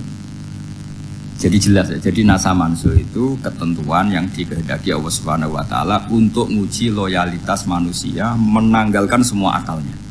Makanya saya mohon sekali siapapun yang ngaji saya dimanapun, sekali-kali manusia itu harus menanggalkan akalnya. Sekali Anda pakai akal, maka Anda akan ingkar dengan nasa mansuh. Nasa mansuh itu hukum yang direvisi, yang dibatalkan. Makanya orang Yahudi lagi-lagi pinternya orang Yahudi merovokasi orang-orang yang Islamnya belum kuat, diprovokasi gini. Ungzuru ila Muhammadin tahayyara fi din yukhillu yawman wa yuharrimu ukhra. Lihat itu Muhammad, dia kebingungan cara beragama. Kadang bilang A, besok bilang B. Jadi nasa mansuh dianggap satu bentuk kebingungan, gak kurang ajar tapi. Wah, akhirnya sebagian orang yang murtad. Makanya nasa mansuh itu satu peristiwa yang menjadikan banyak orang murtad. Karena diprovokasi orang Yahudi bahwa itu bentuk kebingungan Muhammad. Akhirnya terus saya qulu sufaha'u minan nasi ma wallahum an qiblatimul lati kanu 'alaiha. Nah, kelirunya orang Yahudi adalah ternyata nasa mansuh yang dipilih Rasulullah itu semuanya ada di Taurat dan Injil. Termasuk di Taurat dan Injil disifati dan Nabi yusolli ilal qiblatain, bahwa Nabi ini akan bersolat dengan dua kiblat. Makanya tetap ditantang. Qul fa'tu bit-taurati fatluha in kuntum shadiqin. Kalau kamu tidak percaya bahwa saya ini orisinil, ayo bareng-bareng mengkaji Taurat. Tapi mereka tidak siap mengkaji Taurat. Karena Taurat semuanya mendukung Rasulullah Muhammad SAW. Fatluha in kuntum shadiqin. Makanya ini penting sekali ngaji. Jadi perdebatan itu macam-macam. Dan itu pinternya orang Yahudi. Ungzuru ila Muhammadin tahayyara fi dini yukhillu yawman wa yuharrimu ukhra. Ini penting sekali. Makanya nasa mansuh itu uji loyalitas. Itu Imam Malik kalau mencontohkan ke Imam Syafi'i. Saya berisikan contoh fikih. Ini saya melanggar waktu ini. Ini sudah berapa? Saya yang tidak mengesahkan diri saya. Ya misalnya ini ya, ini kertas saya bawa ya, ini kertas saya bawa. Terus ini tak kasih uang misalnya. Uang 100.000. Atau kalau contoh Imam Syafi'i dulu dididik Imam Malik begini. Ya Syafi'i, kalau kamu punya 2 budak, 2 pembantu, kalau dulu kan masih ada budak, 2 pembantu lah kira-kira. Seneng mana, yang cerdas sama yang goblok? Seneng yang cerdas. Kalau yang nurut sama yang bantahan, seneng yang nurut. Nah yang nurut itu yang goblok. Makanya tinggal dibalik saja. Kamu tak beda ya. Seneng mana punya istri yang cerdas apa yang goblok? Coba jawab. Atau ibu-ibu, mbak-mbak ini, senang mana punya suami yang cerdas atau yang goblok? Kalau cerdas gak bisa diakali, tapi goblok nurut tapi ya kadang di sini kan. Nah, itu kan antar manusia. Masalahnya kita menghadapi Allah Subhanahu Wa Taala yang semua kita pasti bodoh. Kita menghadapi Allah Subhanahu Wa Taala yang semuanya kita pasti bodoh. Allah jelas ngendikan wa kanal insanu dzaluman jauhlah. Manusia itu banyak dolimnya. Dolim itu sifat mubalaghah. Kalau orang dolim sekali dolim, kalau sering zalum, kalau jahil biasa jahil, kalau banget jahili jahul. Bahasa Arab kan gitu memang. Ghafir, pengampun biasa. Kalau ghafur selalu mengampuni. Syakir, makanya sifatnya Allah Ta'ala ikut wazan fa'ul semua. Ghafur, syakur, atau diikutkan wazan fa'al. Kalau goblok biasa jahil, goblok banget jahal kan itu. Kafir biasa kafir, kalau kafir banget kafar. Ya, jadi wazan balagha itu bisa fa'al, bisa fa'ul ya. Kafirin, kafar atau kafur. Paham ya? Malah ngaji nahwu. Ya, tapi ini memang perangkatnya ya. Ini kan perang mau tidak mau. Makanya misalnya Allah tidak suka kulla kafarin banget kafir ya, Pak. Paham ya? Kulla khawanin banget khianate. Kalau khain khianat biasa, kalau khawan sering khianat. Nah manusia itu kata Allah apa? Zaluman Wes banget dolime, banget bodoh. Itu kalau yang ngarang hikam mencontohkan tuh gini, manusia itu pas bener saja salah, apalagi pas salah. Jadi manusia itu kata imam yang ngarang hikam itu, man itu kanat mahasinhu masawiyah, fakih fala takunu masawihi masawiyah. Ketika baik saja buruk, apalagi ketika buruk. Coba kalau ada orang dermawan sama teman-temannya, tanyakan istrinya, bubuk dihambur-hambur, disekno konco ngalono bojo. Mesti gitu. Teman yang sering silaturahim ke teman-temannya, kata temannya baik, senang silaturahim, tanyakan istrinya, oh meninggali wong. Jadi manusia pas baik saja ada buruknya, apalagi pas buruk. Makanya dulu bapak saya ngajarin saya istiqomah ya apik ya, tapi kadang-kadang nak keterusan itu ora istiqomah ngangkangi orang yo tidak punya kesempatan. Misalnya ada imam masjid imami terus sampai tua sampai mau mati, itu istiqomah apa tidak memberi peluang yang lain? Tidak jawab aja. Jadi itu manusia, jadi pas baik saja buruk, apalagi pas buruk. Kayak saya gini di sini ngajar baik, tapi saya ada sopannya harus di atas. Padahal banyak orang sepuh, ada Pak On, ada beberapa yang kan terpaksa nggak sopan. Tapi sampean yang nyuruh, berarti sampean yang dosa. Kemarin-kemarin saya minta di bawah supaya ganjaran saya utuh, ini gara-gara begini ganjaran saya ini agak terkredit terdebet itu karena itu.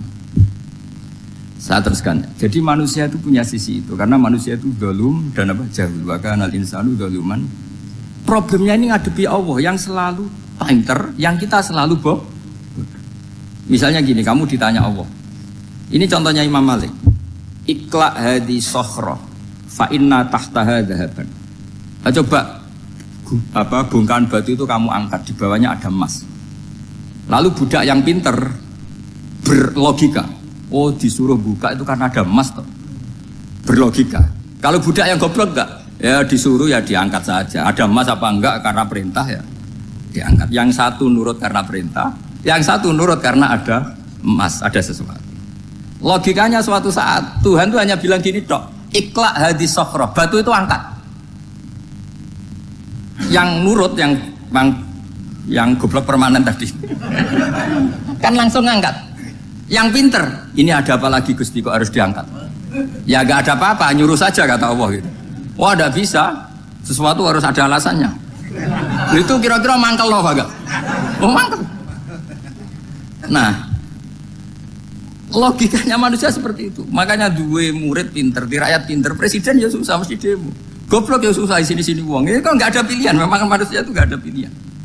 Nah sekarang masalahnya gini di fikih ini, saya kembali lagi ke fikih.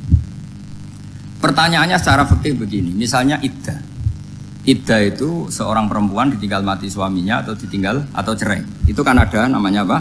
Iddah. Iddah itu memastikan apa tujuannya? Memastikan rahim itu steril dari mani atau sperma zaut awal. Supaya nanti kalau dinikah orang lain tidak terjadi ikhtilatul nasab. Oke, berarti iddah kita beri argumentasi secara ilmiah li baro'ati rohmi.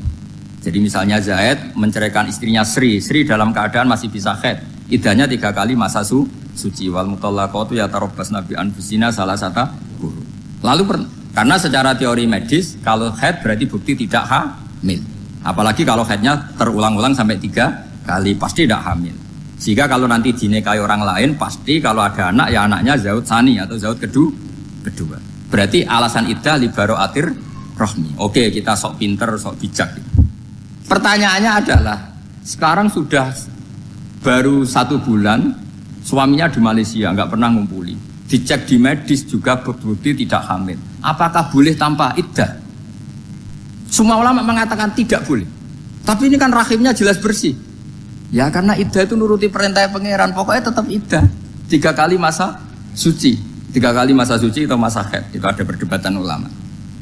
Tapi kan ini terbukti bersih Gus. Meskipun terbukti bersih, kata Allah harus iddah 3 bulan atau berapa? Kira-kira 3 bulan, 4 bulan ya tetap harus iddah. Kowe milih mana? Sok pinter, Gusti. Berhubung ini, pangeran buat terang gitu. Berhubung. Jadi Tuhan apa wari? Berhubung Gusti ini jelas steril dari sperma zaut awal, nggak usah iddah Gusti.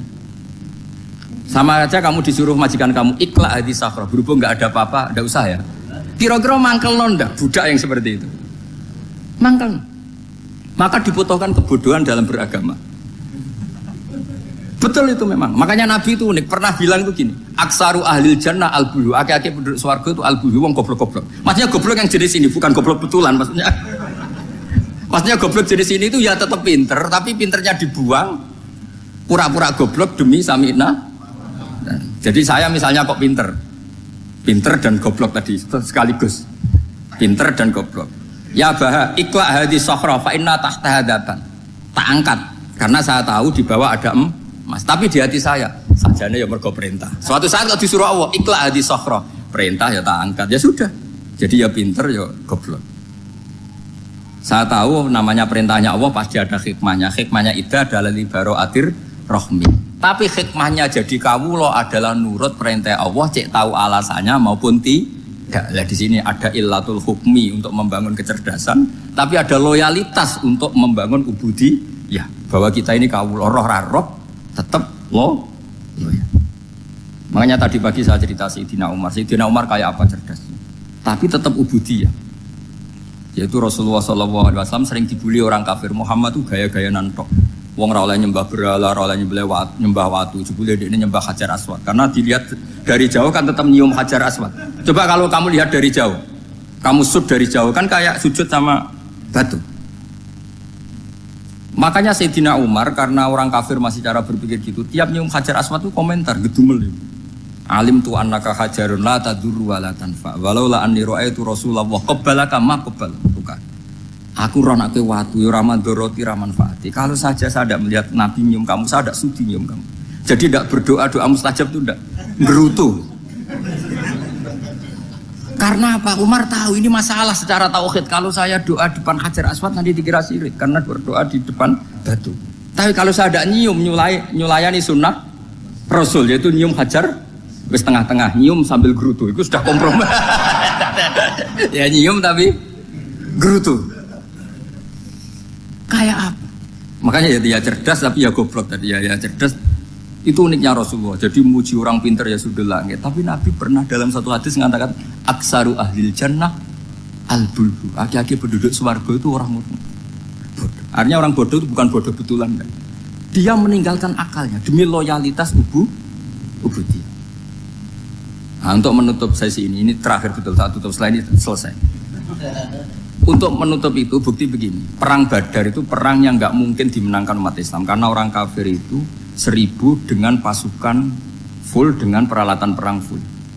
Rasulullah itu tahun kedua Hijriah itu pasukannya hanya 313. Itu pun pedang itu untuk orang 5 itu hanya ada pedang 1. Jadi kalau mau dibaca orang, sih kamu nilai pedangnya aku. Itu kan nggak kebayang perang dalam keadaan seperti itu. Jadi mesti kalah, orang kok mungkin kalah mesti. Tapi Nabi tetap bilang, saya ini disuruh Allah perang, ya harus berangkat. Yaitu perang Badar. Kata para sahabat, ya Rasulullah ini nggak masuk akal, sudah nggak usah perang ini nggak masuk akal, mau setor nyawa. Sudah gitu dadaan, nggak ada persiapan. Lucunya apa? Sahabat itu ketika Nabi tetap berangkat. La akhrujanna walau waqti. Nabi menginginkan saya tetap berangkat meskipun sendi.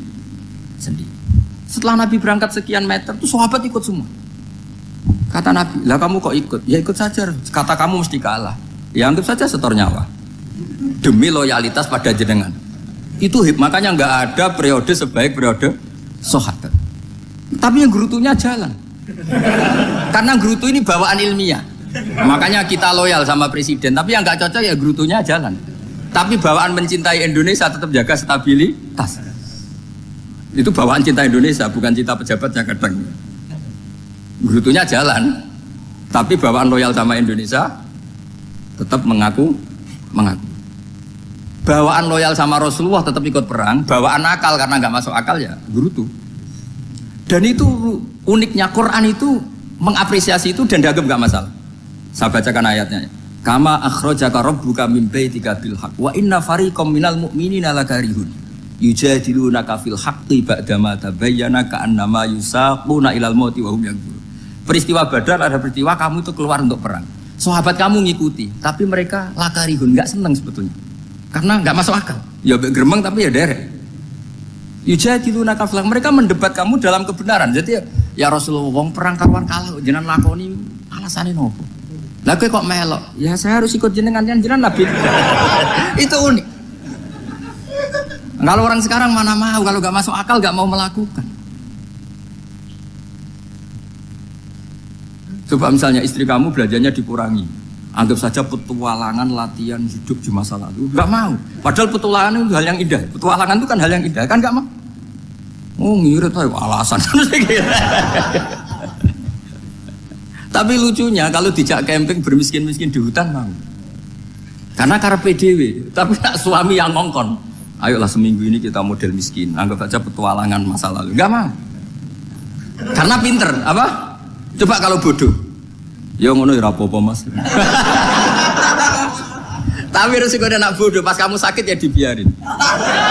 Karena dia melihat sakit kan biasa, namanya manusia. Jadi makanya ini pilihannya susah, hidup itu masih susah makanya ini.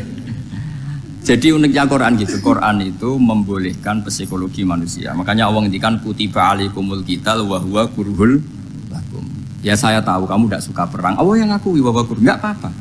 Tapi ketidaksenangan kita harus dilawan demi mengikuti Allah dan misalnya perempuan Allah juga gitu. Wa ashiruhunna bil ma'ruf. Gauli istri kamu muamalah secara baik. Kata Allah fa in karihtumuhunna fa asa an takrahu syai'a wa ja'alallahu fi khairan. Mungkin ada watak yang kamu tidak suka, tapi di situ ada kebaikan. Allah ngaku yang namanya suami mesti ada watak yang nggak suka dari istrinya. Juga sebaliknya lebih banyak lagi yang suami istri kamu nggak suka watak kamu, juga nggak suka hidung kamu, wajah kamu banyak lah yang nggak disuka. Tapi demi kestabilan negara suami istri ini, mereka loyal, justru itu bagus. Maka jagalah ilmu, juga jagalah loyalitas. Itu yang perlu saya utarakan. Jadi makanya agama ini dibangun dua. Satu kecerdasan hikmah, yaitu ya al-hukmu yaduru ma'ilati wujudan wa adalan. Tapi juga ada ubudiyah, bahwa agama ini milik Allah. Maka sami'na wa adalan. Karena begini logikanya, saya ulang lagi masalah batu. Iqla hadis sokhro fa inna tahta hadaban. Terus saya angkat, pembantu saya ngangkat. Dia saya gaji atas nama apa? Nurut kan? Atas nama menemukan emas apa atas nama nurut? Nurut, karena emas itu juga penemuan saya, milik saya. Ngangkat batu yang nggak ada emasnya juga atas nama nurut. Jadi rapot yang saya berikan ke pembantu saya itu tentang nurut dan tidak nurut. Saya kan tidak peduli dengan cerdas dan tidak cerdas. Itu kan tidak sesuatu yang menguntungkan saya.